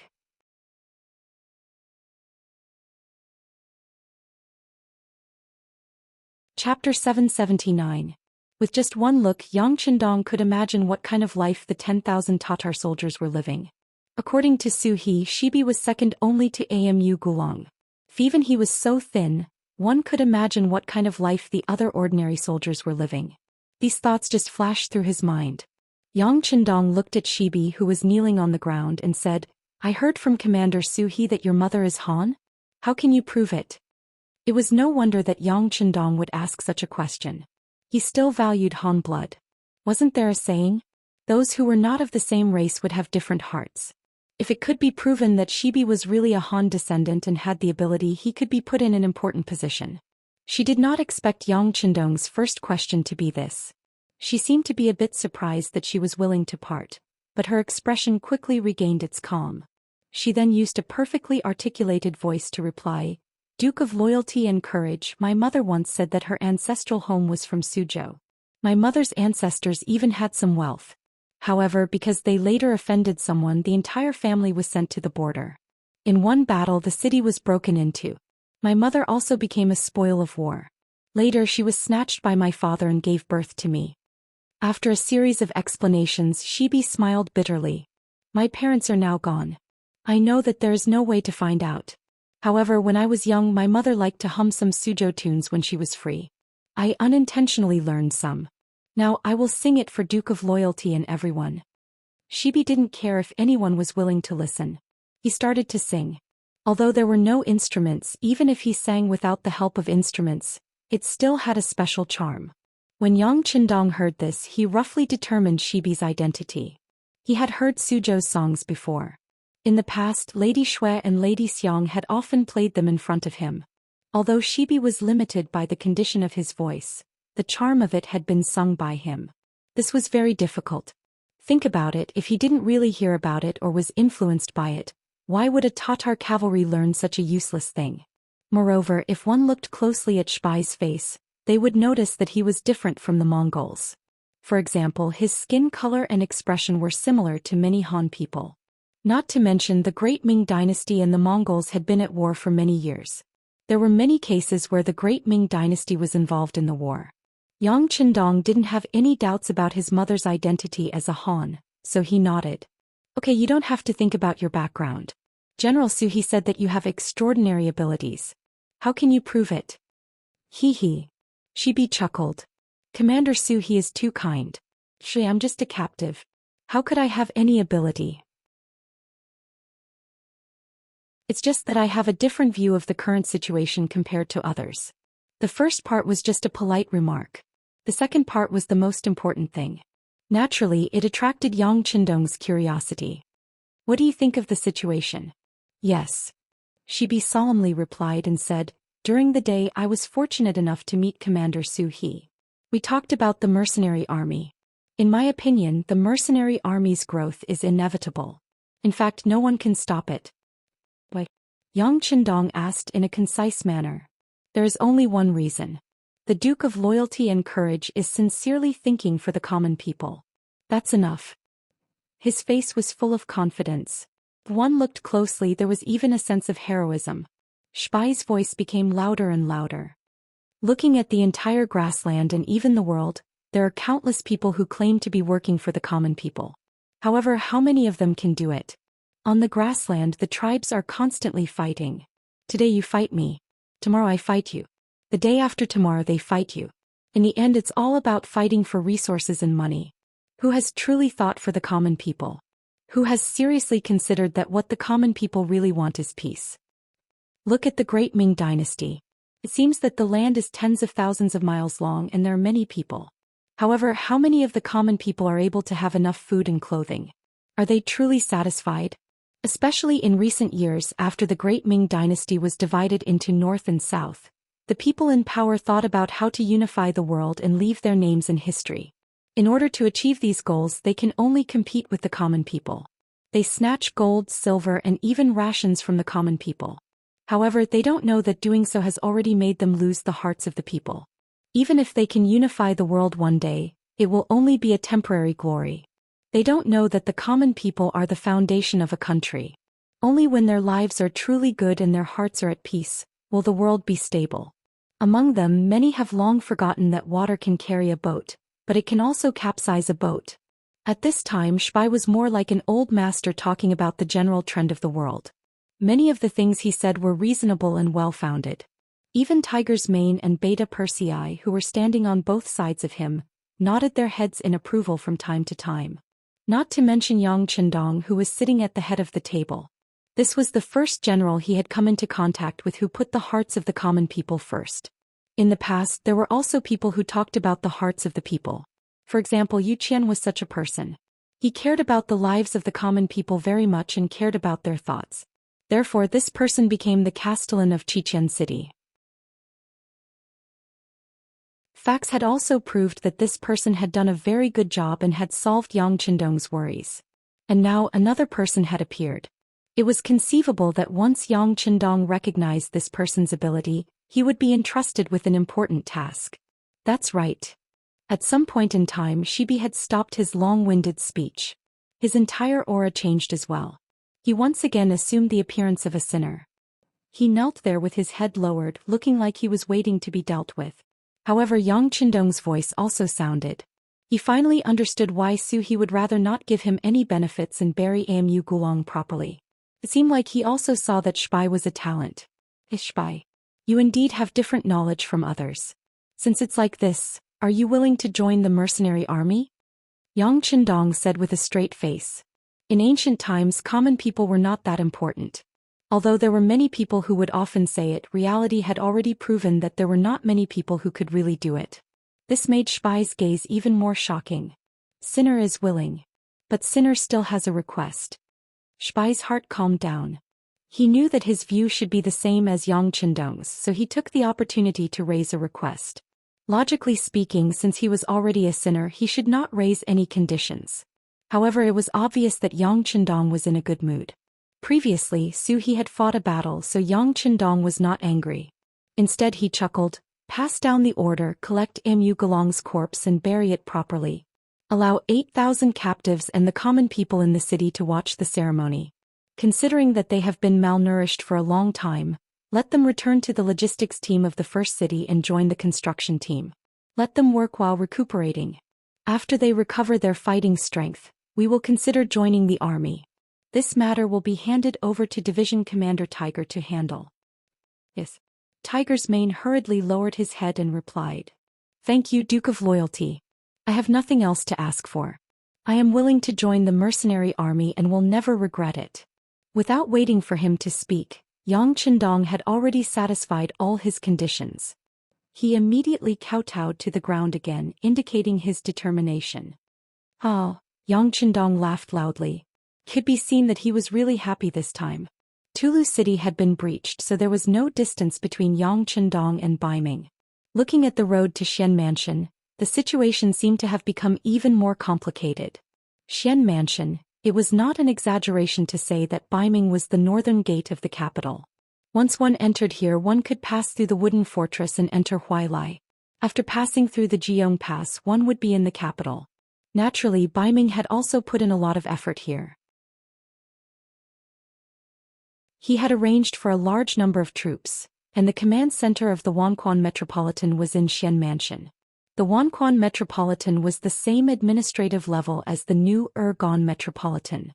Metropolitan Commander Shi Wanshan was a second-rank military official in the imperial court. Not only that, he was also a scholar who was good at war and good at strategizing. This had to do with Shi Wanshan's background. His father was a scholar, and because he was forced to make a living, he was sponsored by a few wealthy gentry in the village to open a school. He only taught the children of the village, but he was truly capable and knew a lot. Whenever he spoke of something, others would quickly understand and accept it. It was precisely in this environment that Shi Wanshan had slowly grown up. Influenced by what he saw and heard, he began to understand many principles. He had originally wanted to follow his father's example and rely on what he had learned to obtain scholarly honors so that he could contribute to the great Ming. In truth, when he was only a teenager, he had inherited his father's mantle and become a scholar. He seemed to have a bright future ahead of him, but at this time, an incident occurred that changed the course of his life. In the second year after he became a scholar, a group of passing bandits suddenly attacked the village and killed many people. At that time, his father and family all died under the blades of the bandits. Because he was still young, he was taken away by the bandits as a laborer. In the end, he went up the mountain and became a coolie in the bandits' lair.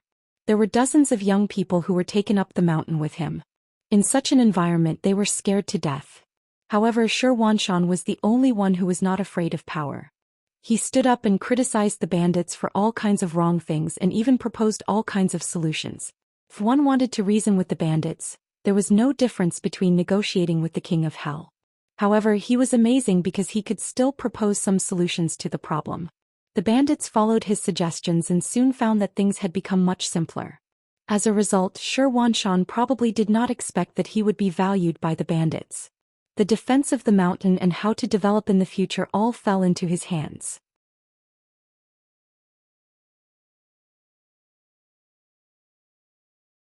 Chapter 780. Reality proved that gold would shine no matter where it was. Xianxia suppressed the hatred in his heart and began to wholeheartedly help the bandits expand their power. At the same time, he also learned to blend in and learn some of the strengths of these people. Slowly, he learned martial arts with the bandits. Under his hard work, he gained a good ability. Then he used his knowledge to lead the bandits to clear out the nearby bandits one by one. In the end, he used more than 10 years to develop himself to a very powerful level. He himself also had a very high reputation among the bandits. It was also at this time that Xianxia no longer suppressed himself. The seeds of hatred that had been planted in him for many years finally erupted. He led some of his trusted aides to kill the head of the bandit lair, which was the bad guy who had killed his family and fellow villagers. Then he took the head down the mountain and took the initiative to ask for punishment from the nearby yamen.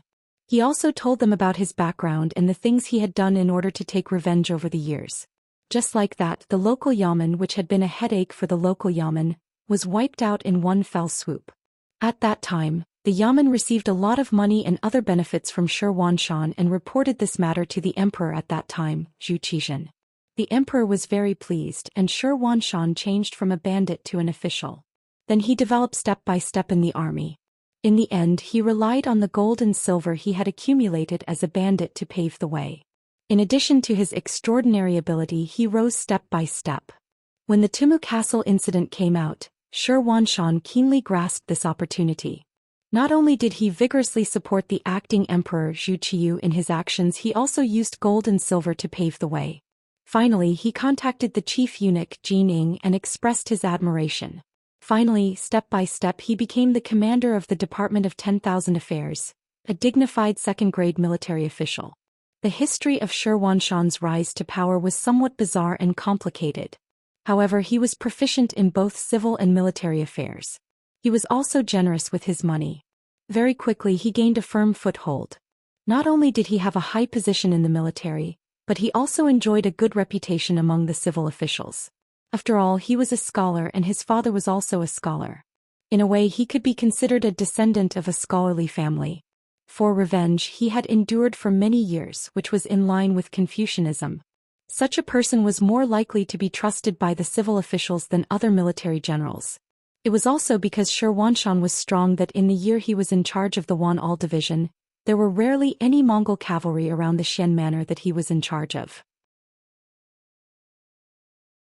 The only time Almu Wanggulang led an army to attack him, he was easily defeated by him, which further established his reputation. Xianxia was naturally overjoyed to be able to achieve such brilliant achievements at the age of 35. He always had a smile on his face and was called amiable by his subordinates. However, in the past few days, the smile on his face had obviously lessened by a lot and was replaced by a kind of worry. News of Tala's capture had already spread. This meant that he would no longer have to face the Tatar cavalry, but the mercenary army that gave him a headache. Xianxia had naturally heard about the mercenary army. It was precisely because of the appearance of this army that the northern Ming dynasty's regime was saved from collapse, allowing it to display its vitality once again. Although Xianxia had not taken part in the defense of the capital, he had still understood the situation from the mouths of many people. He had always thought highly of the firearms used by the mercenary army and the extremely strong military quality of the mercenary soldiers, and he was also somewhat fearful of them. The mercenary army had been tormenting the southern Ming Empire, and it was said that they had even conquered 2 small countries. Xianxia had also paid attention to these matters, but because he was too far away, he did not feel much pressure. But now, the mercenary army was right in front of him. It was not something that he could avoid just because he did not want to. In the residence of the prefectural commander of Xuanfu City, Xianxia summoned 2 of his deputies, commanders Ancient River, a minor rank 2 general, and Prefectural Commander Ning Wenfeng, a major rank 3 general. The three of them were seated in a side hall drinking wine. With Shi Wanshan's methods, it didn't take long for the two deputies to submit to him. Could be said that they listened to his every word. Therefore, when the three of them met, they didn't care about etiquette. This was also the reason why they met in the side hall instead of the main hall. You already know the situation. Tell me what you think. Shi Wanshan lightly tapped the jade table with his right hand, his gaze passing between Ancient River and Ning Wenfeng. What else can we do? After all, the Duke of Loyalty was conferred by the Emperor. Since they conquered Tulu City, it's the same as helping us conquer Tulu City. Send someone to take over the city's management rights. Commander Ancient River's voice was loud and clear as he spoke very casually. No. After he finished speaking, the commander Ning Wenfeng at the side immediately waved his hand. As his name suggested, Ning Wenfeng did not seem like an ordinary general. Instead, he had the elegance of a scholar. In fact, without knowing his position, very few people would associate him with a general. In fact, his skills on horseback were quite good. He was also someone who was both civil and martial. Back then, in order to subdue him, Shi Wanshan had spent a lot of effort. At the very least, he had put in more effort than when he had subdued Ancient River. It was precisely because he had put in so much effort that this person's abilities were proven. When Ning Wenfeng said no, Shi Wanshan slightly raised his eyebrows. His eyes flashed with an appreciative smile. It was clear that he already knew what the other party meant. Gu He, on the other hand, asked casually, "Can't? Why not? Don't tell me that the Duke of Loyalty dares to defy the Imperial Court's decree? No matter how powerful he is, does he dare to openly oppose our Baiming?" The words "openly oppose" already proved that Ancient River had seen through the mystery. He was not a stupid person. Thinking about it, if he was a stupid person, how could he become a secondary second-rank military official? How could Shi Wanshan have spent so much effort to subdue him? Haha. Ning Wenfeng giggled in response to Ancient River's question. Knowing the other party's temperament, he knew that the other party was not targeting him and was just stating the facts. He continued, "Tulu City's location is very important, just like our Xian Manor. It can be considered one of the gateways for the Mongolian cavalry to enter our northern Ming. With them here, we only need to keep an eye on their movements to stabilize the situation. This is also the main reason why we have not attacked Tulu City for so long. Otherwise, a city defended by only 10,000 people, how hard do you think it is to chew on a bone?" When he said this, Ning Wenfeng's face was filled with arrogance. Could be seen that he was also a conceited person. The reason why they did not attack Tulu City before was because they considered the importance of its location. Once they broke through, they would have to face even more attacks and harassment from the Mongol cavalry. No matter how they looked at it, it was not worth it. Rather than taking down a useless city, it would be better to place it right under their noses. It would be safer. Ning Wenfeng's words received a nod from Shi Wanshan and Ancient River. Clearly, the three of them had the same opinion on this matter. Then Ning Wenfeng continued, "Now that the mercenaries have taken down Tulu City, we'll just give it to them. With them in front of us, we can sit back and do what we want to do without any worries.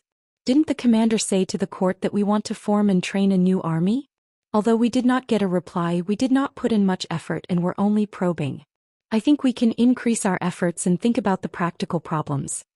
Ning Wenfeng's words could be said to have pointed out the current situation. What he said was very similar to Shi Wanshan's thoughts. This also caused the commander to laugh heartily. That's right, Wenfeng's words are extremely correct. With someone guarding the gate for us, we can free up our hands and do more things. How about this? I will immediately write a memorial and greet some of the important officials in the court.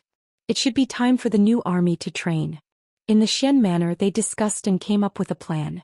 They adopted the strategy of responding to changes by remaining unchanged and watching the situation develop with a smile. They wanted to use the mercenaries to guard the gate of Tulu City for them while vigorously developing and strengthening themselves. But what they did not expect was that the mercenaries, who should be stabilizing Tulu City and digesting the fruits of their labor, would brave the snow and come to the Xian Manor. Of course, there weren't many mercenaries. At most, there were only a few hundred of them. But among these few hundred people, there was the Duke of Loyalty and Courage. This was not a small matter.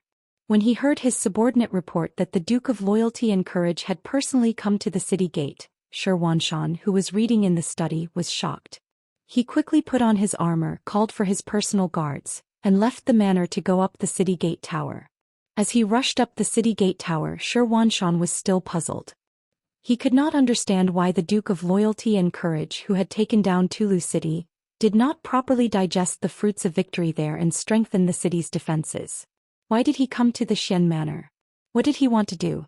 Xianxia did not know that the so-called digestion of fruits in the eyes of others might be a long process, but in the eyes of Yang Qindong, who was already prepared, it was just a matter of a few words. He only needed to send the civilians who wanted to leave the city, as well as the captured Tatar soldiers, to the first city at the rear. The road from Tulu City to the first city had already been cleared by Lu Zhuo of the 2nd Cavalry Regiment and the 3 new regiments, which could ensure the transportation of people and supplies. With this as a prerequisite, the distance of 700 to 800 li was not much of a problem. As for Tulu City, 2 battalions of soldiers were left behind to maintain normal operations. It should be known that it was winter, not a good time for battle. No one would easily have any ideas about Tulu City.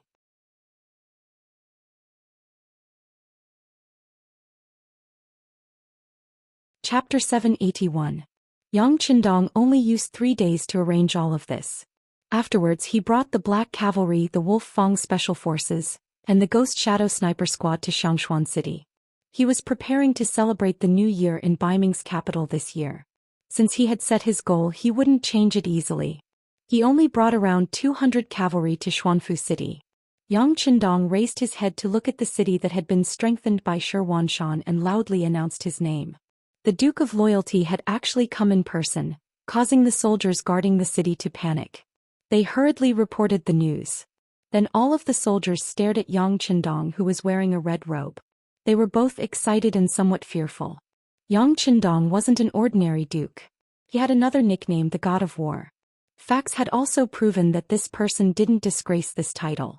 Wherever he went, all of the battles he fought were always victorious. This had even spread his name. Now that such a famous person had appeared in front of their eyes, it was reasonable for the soldiers guarding the city to be curious, excited, and even a bit scared. Xianxia hurriedly arrived at the city. Ancient River, Ning Wenfeng, and the others had also just arrived. Immediately, everyone climbed up the city gate tower and saw the great Ming's Duke of Loyalty, Yang Qindong. Xianxia had seen Yang Qindong from afar before, so he had some impression of him. It had only been less than 2 years. With this glance, he immediately confirmed the person's identity.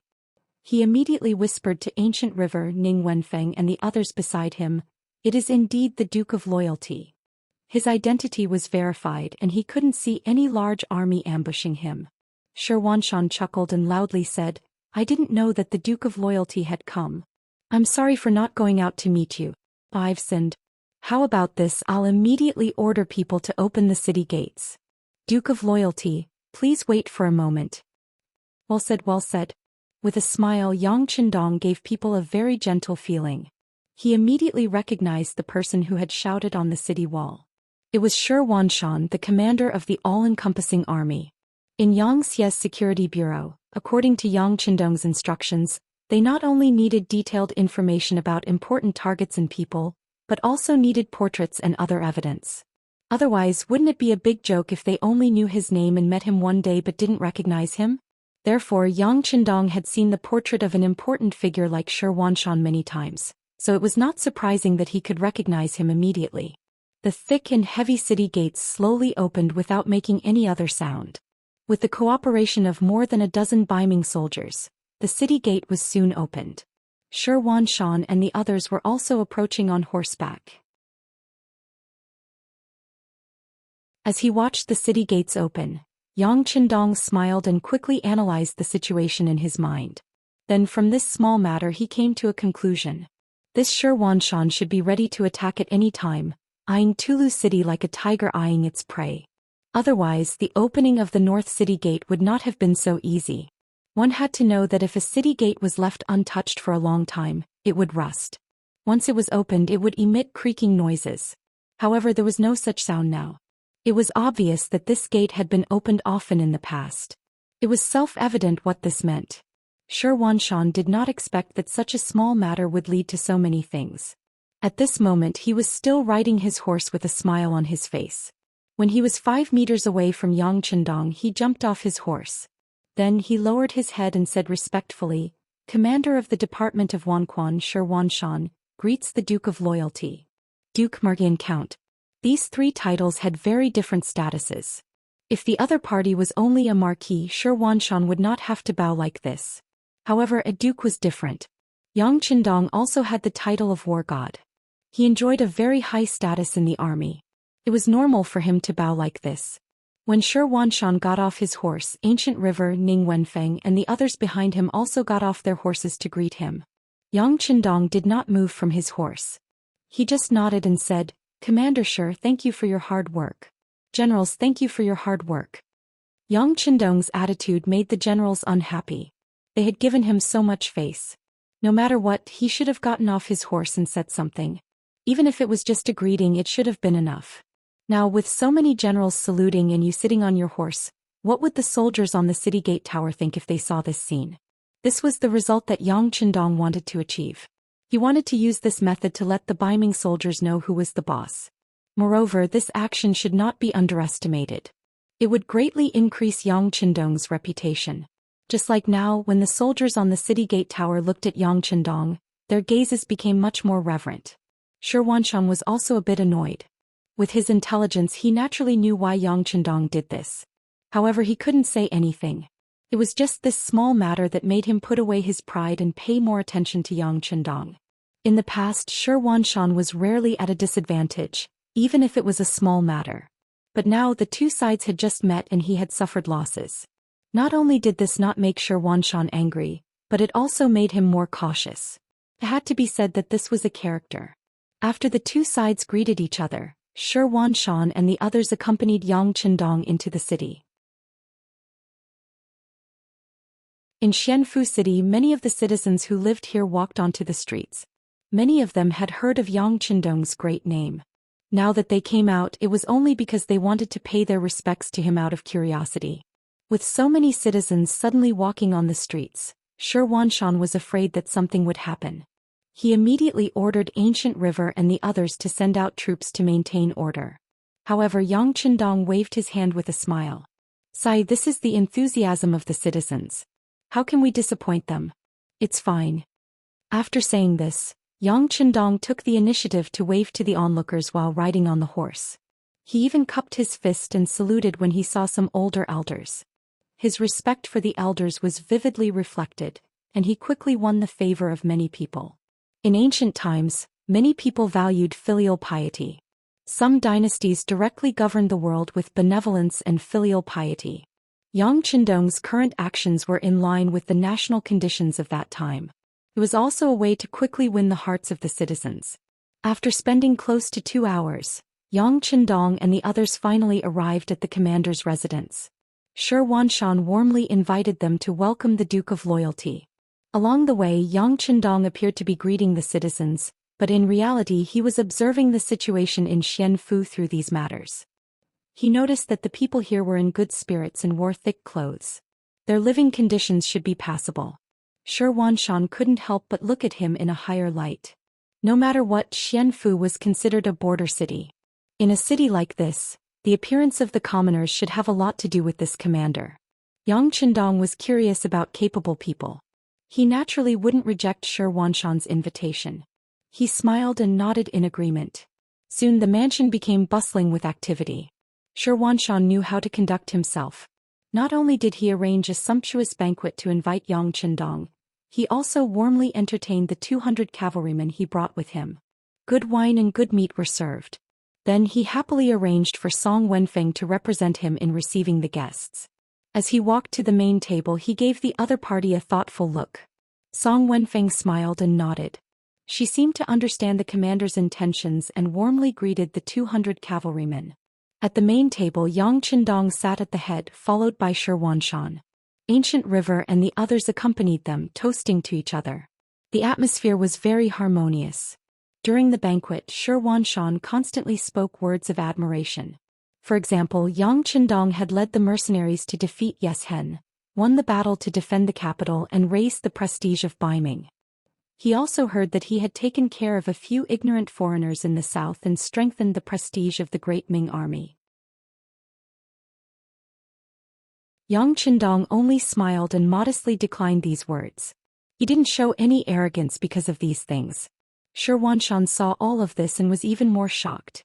How could this young man who looked to be in his early 20s have such a calm temperament? How did he train himself to be like this? Thinking back to when he was in his early 20s, he was still suppressing his temperament in the bandit's lair. However, at that time he was also very hot-tempered. He definitely couldn't be as indifferent as Yang Qindong. At the same time that Yang Qindong became more important, he was even more curious about the other party's sudden appearance in Xian Manor. After 3 rounds of wine and 5 dishes, he pretended to be slightly drunk and asked, "Duke, I wonder if there is something important that you have suddenly come to my Xian Manor this time?" Yang Qindong still had a smile on his face as he replied. "Then what is the purpose of the High Duke's visit?" He pretended to be puzzled and asked. "I'm just passing by. After all, I'm going to Baiming's capital, and the Xian residence is a place that I can't avoid." Yang Qindong still had a smile on his face as he replied, as if he was talking about an extremely ordinary and simple matter. But it was precisely this sentence that caused Gu He's expression to greatly change. Even Shi Wanshan, who was at the side, had a shocked expression flash across his face. However, his reaction was very quick and he immediately returned to normal. "Duke, you're going to the capital?" Gu He was truly shocked. Logically speaking, with Yang Qindong's current status, even if he wasn't an enemy of the Great Ming, he couldn't be considered a friendly friend either. As the saying went, a gentleman would not stand next to a collapsing wall.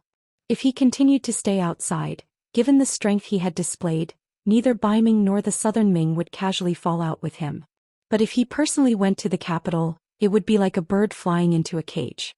What would happen next would be beyond his control.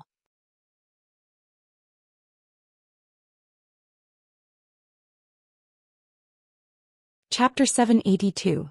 It was such a simple logic that anyone could see it. How could the Guild of Loyalty not understand it? Yet he still made such a choice. What was he planning to do? Was he not afraid of death? It wasn't just Ancient River. Everyone else was also shocked. However, some people acted well and didn't show it, while others' faces betrayed everything. Yang Qindong took in everyone's expressions from the corner of his eyes. Then he smiled and said, "I was originally a citizen of the Great Ming. Last time I returned to my hometown to pay respects to my ancestors. I was also requested by Emperor Yingzong of the Southern Ming dynasty. Moreover, Emperor Yingzong allowed me to go to the south. Now that my mission is complete, I naturally have to return to Baiming. I have a Yang village outside of Baiming's capital. There are still 2 madams there." What he said was incomparably natural and also a kind of truth. However, whether this was the truth or not, no one knew. Speaking of the Yang village 15 li south of the capital, there were very few people who didn't know about it. It was said that there were many people who wanted to pay their respects to it. However, it was said that the place was heavily guarded and outsiders were not allowed to enter. As for the 2 madams there, in the eyes of outsiders, they were just hostages. Now that Yang Qindong said that he was going home, naturally no one believed him. However, regardless of whether they believed it or not, since Yang Qindong said this in front of everyone, they naturally pretended to understand. The madams discussed this topic and raised their cups to drink again. What they talked about were all strange things. It was purely a topic of conversation at the table. The welcoming banquet lasted for more than 2 hours before it finally ended. Under Shi Wanshan's warm invitation, Yang Qindong and the cavalry stayed in the commander's courtyard. The residents had also cleared out the entire northern courtyard. There were dozens of rooms there and it was more than enough to accommodate these people. After Yang Qindong and the others entered the northern courtyard, they quieted down. Shi Wanshan saw that there was nothing else to tell him. He smiled and left, saying that he would come again tomorrow morning to pay his respects. Then he returned to the eastern courtyard. Ancient River and Ning Wenfeng were already waiting there. "How is it?" After entering the side hall, Shi Wanshan found a seat at the head of the table and took a sip of strong tea. Then his gaze fell on Ning Wenfeng. Earlier he had intentionally sent this person to entertain those cavalrymen because he wanted to see if he could get any information from them. Unfortunately, Ning Wenfeng shook his head. Commander, those cavalrymen only ate. They didn't even take a sip of wine. From the beginning to the end, they didn't even say a few words. Their lips are really tight. We can't get any useful information. However, in the end, Ning Wenfeng still left something unsaid, which attracted the attention of Zhou Xian and Ancient River. They all knew that something must have been discovered. However, through this banquet I discovered one thing, and that is that these cavalrymen seem to be treated very well. There are some big fish and meat on the table and most of it is fatty meat. However, I found that they only eat lean meat. I think this is because they are used to eating such things. When Ning Wenfeng talked about this, he kept shaking his head. It was obvious that he was somewhat surprised in his heart. One must know that because the ancient people's living conditions were not good, and they didn't have enough oil. Under normal circumstances, fatty meat was more desirable. Only those who were used to eating fish would choose to eat lean meat. Just this alone was enough to explain a lot of problems. Zhou Xian couldn't help but nod his head. The scouts have also reported that the meals and treatment of the mercenaries have always been very good. This confirms the authenticity of this matter. Ancient River, who was sitting there, saw that the two of them were talking about food. He couldn't help but say anxiously, "Hey, now is the time. Why do we still care about those things? In my opinion, we should immediately send a large number of troops to surround the northern courtyard and capture the Duke of Loyalty. Then we can hand him over to the imperial court. That would be a great merit." Well, when Ancient River finished speaking, Ning Wenfeng hurriedly shook his head to stop him. Originally, Zhou Xian also wanted to object. However, when he heard Ning Wenfeng speak first, he didn't rush to express his opinion. Instead, he asked with a smile, "Wenfeng, why not?" "Commander, the Duke of Loyalty is not easy to deal with, especially the mercenaries under him. Even the Emperor is very wary of them. Right now, we haven't figured out the intentions of the higher-ups, so we can't just make a decision. What's more, if we touch the Duke of Loyalty, the mercenaries will definitely take action. Once they're angered, they'll launch an all-out attack on us. Not to mention whether our Xian manor will be able to hold on. Will the higher-ups hand us over to stabilize the situation?" Ning Wenfeng's thoughts were so far-sighted that Zhou Xian nodded his head repeatedly. At the same time, Ancient River's face was filled with shock. Yes. If we make a move now, the imperial court might be happy for a while, but once the mercenaries make a fuss, the higher-ups will probably push us out as scapegoats. And we can't do something like that. If only Eunuch Deng was here. The eunuch Deng that Ancient River spoke of was the eunuch guardian of the Xian Manor, Deng Chong. A while ago, the emperor wanted to know the situation here and summoned him back to the capital for questioning. When it came to Eunuch Deng, Ning Wenfeng had a different opinion. It's actually a good thing that Eunuch Deng isn't here. Otherwise, if he wanted us to capture the Duke of Loyalty, what do you think we should do?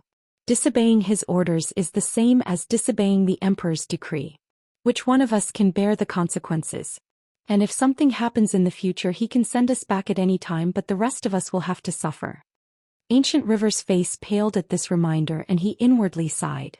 As expected, he couldn't think as well as Ning Wenfeng, so he modestly asked, "Then what should we do next?" "Based on what you've said, the Duke of Loyalty is a hot potato that will bring misfortune to whoever takes him over." That's about right. Since we now know what sort of status he has, it's better to immediately send him out of Xian City. As for whether he wants to return to Tulu or go to the capital, that's his choice, Ning Wenfeng chuckled, clearly agreeing with Ancient River's analogy. Send him away now? Isn't that a little too hasty? This time it was Zhou Xian who spoke. It was clear that he was somewhat unwilling to part with such a fat piece of meat being delivered to him. He felt that if he didn't do anything, he would be letting down this opportunity that had been thrown at him. Ning Wenfeng could understand what Zhou Xian was thinking. After all, this was an opportunity. Alas, this bait was too big, so big that they simply couldn't swallow it. If they forcefully swallowed it, it would be delightful for a moment, but soon their stomachs would burst open. Therefore, when he saw that Zhou Xian was still hesitating, he had no choice but to say, "Commander, this matter can't be delayed. Once Eunuch Deng finds out about this and sends someone to pass down the order for us to take action, I'm afraid we won't have any other choice." This reminder caused Zhou Xian's expression to change. That's right. We should send them away quickly. Seeing that Shi Wanshan had listened to his suggestion, Ning Wenfeng added, "Yes, we'll send them away tomorrow morning and then send someone to inform Eunuch Deng in the capital that we don't dare to act on our own. Moreover, the Duke of Loyalty is certain to be in a hurry to leave, so we can't stop him. Thus we'll leave the matter up to them." Logically speaking, with Shi Wanshan's intelligence, it wasn't that he hadn't thought of these things. It was just that the implications of this matter were too great, and for a moment he was a little fascinated and couldn't extricate himself. Now that he heard this, he immediately made the right choice. "Okay, I'll persuade the Duke of Loyalty to leave tomorrow morning." The East Courtyard was still secretly plotting and thinking of a way to deal with this.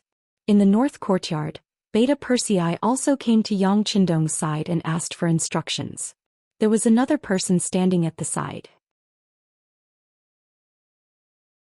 He was thin, and who else could it be but Xiao? Tiger's Mane didn't return to the capital with Yang Qindong this time, but stayed in the first city area.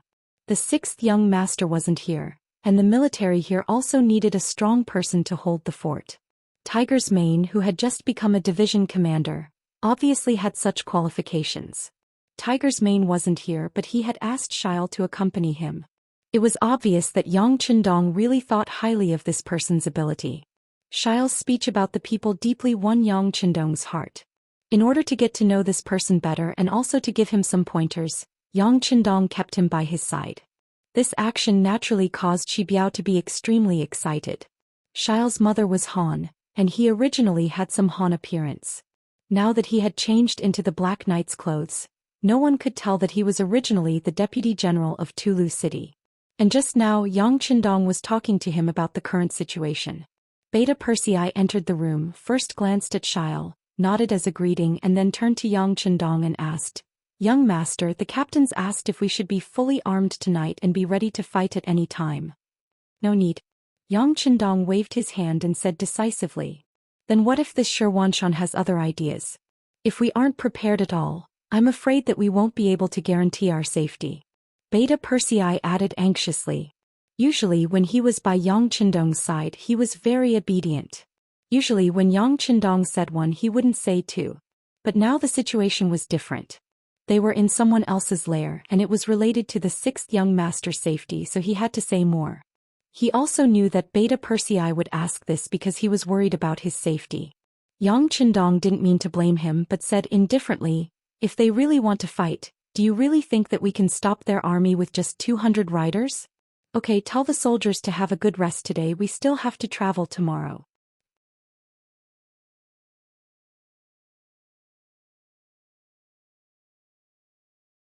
Chapter 783. Since Yang Qindong had said so, Beta Persei could only nod and say, "Yes, I will arrange it now." After Beta Persei left the room, Yang Qindong glanced at Shibi and said, "Continue what you were saying." "Yes." Shibi replied respectfully before continuing with the previous topic. "We know a little about Shi Wanshan, he's a smart man. It is because of his intelligence that we will be safer. Unfortunately, the eunuch Deng Chong is not here, so no one can force him to do anything. So as long as he is not crazy, he will definitely not do anything to us." Shibi was indeed very capable. Her analysis was actually consistent with the East Courtyard's view. Yang Qindong nodded in agreement and said, "You just said that we can leave the city tomorrow morning. How can you be so sure?" Replying to the sixth young master, "I will say the same thing. Eunuch Deng Chong is not here, so this is Shi Wanshan's opportunity. Otherwise, once the news spreads, Deng Chong might react and send someone to give instructions. I am afraid that the development of the matter will not be up to Shi Wanshan to decide." Shibi was very mindful of his identity. Although he boasted of being smart in front of Yang Qindong, he would only say what was asked and would not show off. This was because Yang Qindong was a smarter person than he was. After hearing this, Yang Qindong valued Shibi's ability even more. This was exactly the same as the result of his analysis. This was also the reason why he dared to appear in the Xian mansion with only 200 cavalry.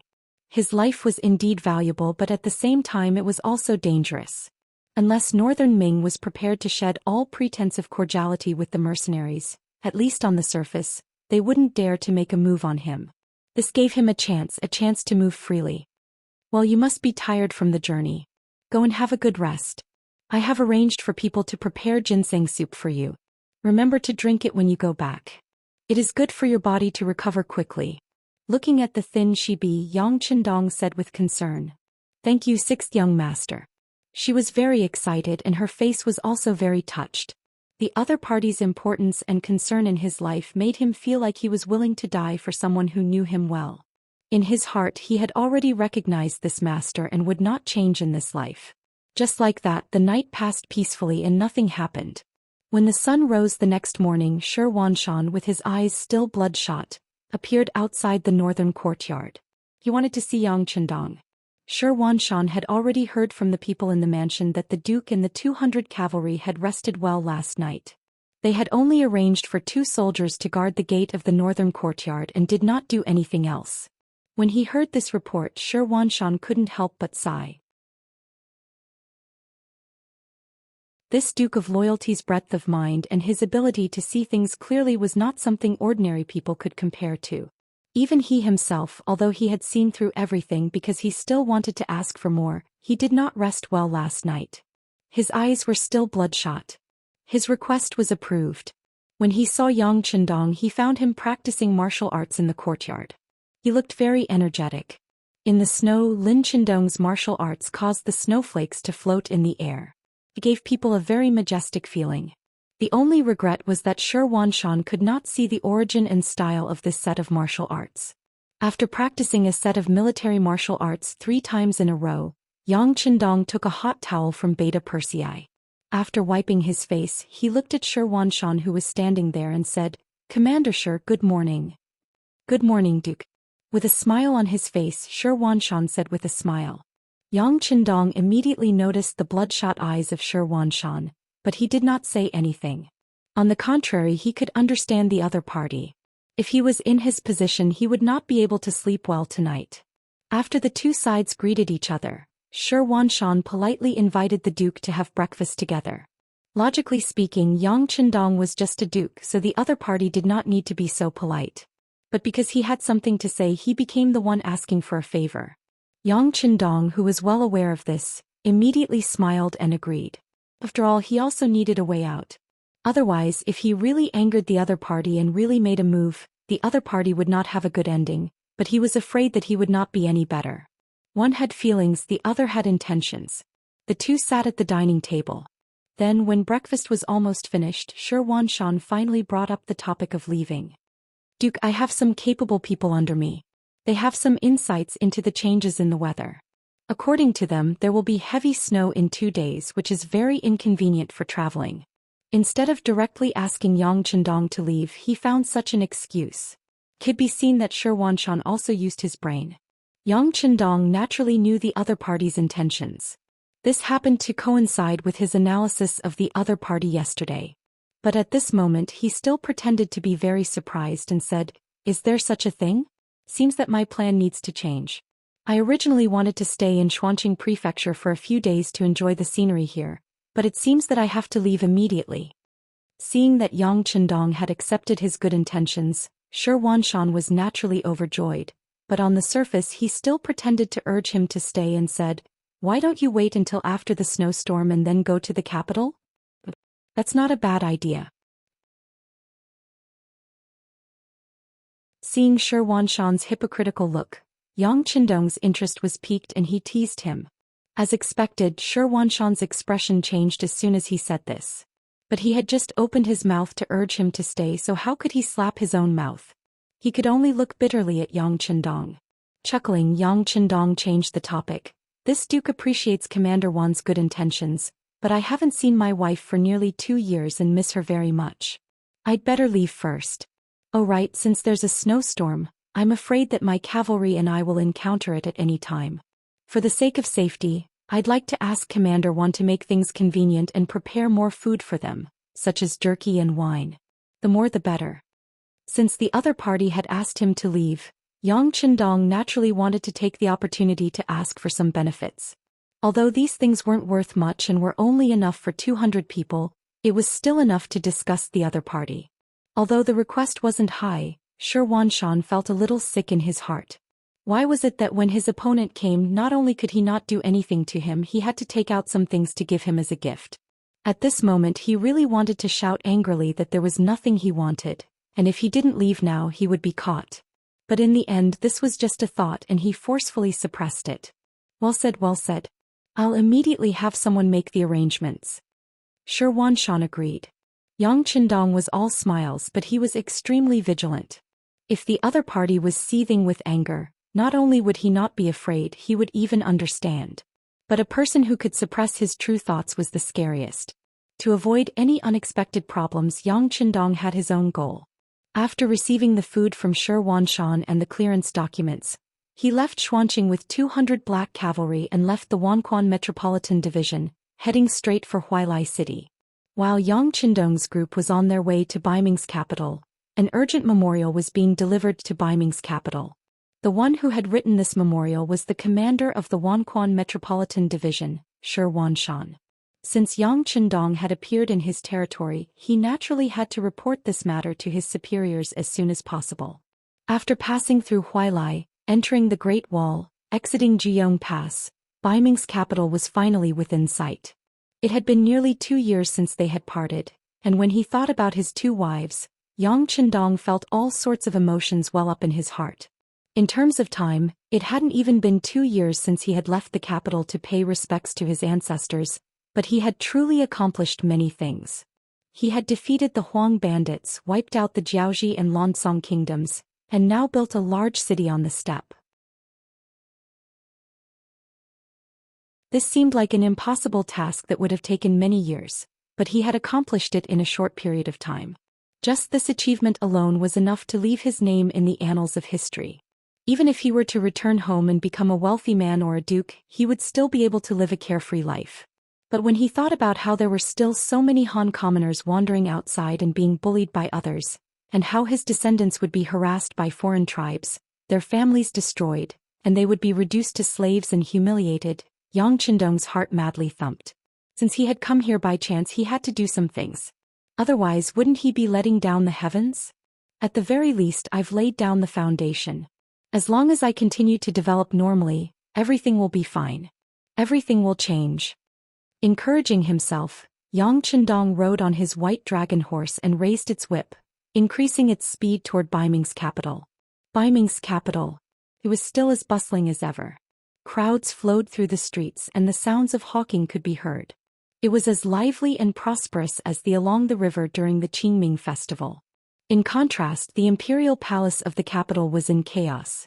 Several junior eunuchs from the Bureau of Rites had hurriedly led their teams out of the palace to inform the important officials to discuss matters with the emperor. The main reason for this was the urgent report that Shi Huanshan had delivered. Emperor Zhu Qiu had never imagined that the Duke of Loyalty and Courage who had given him such a headache and left him helpless would suddenly appear in the Xuanfu residence. Looking at the report from the commander of the Myriad Affairs Bureau, Shi Huanshan, he realized that this person's goal was the capital of Baiming. When Jin Ying, the head eunuch, hurriedly delivered the memorial to the throne to him, Zhu Qizhen was really startled. He almost jumped up from the dragon throne and cried out in alarm. You're tuning in to the Zhou Xian's Legacy YouTube channel. Don't forget to subscribe and join us on this journey to catch the most captivating stories.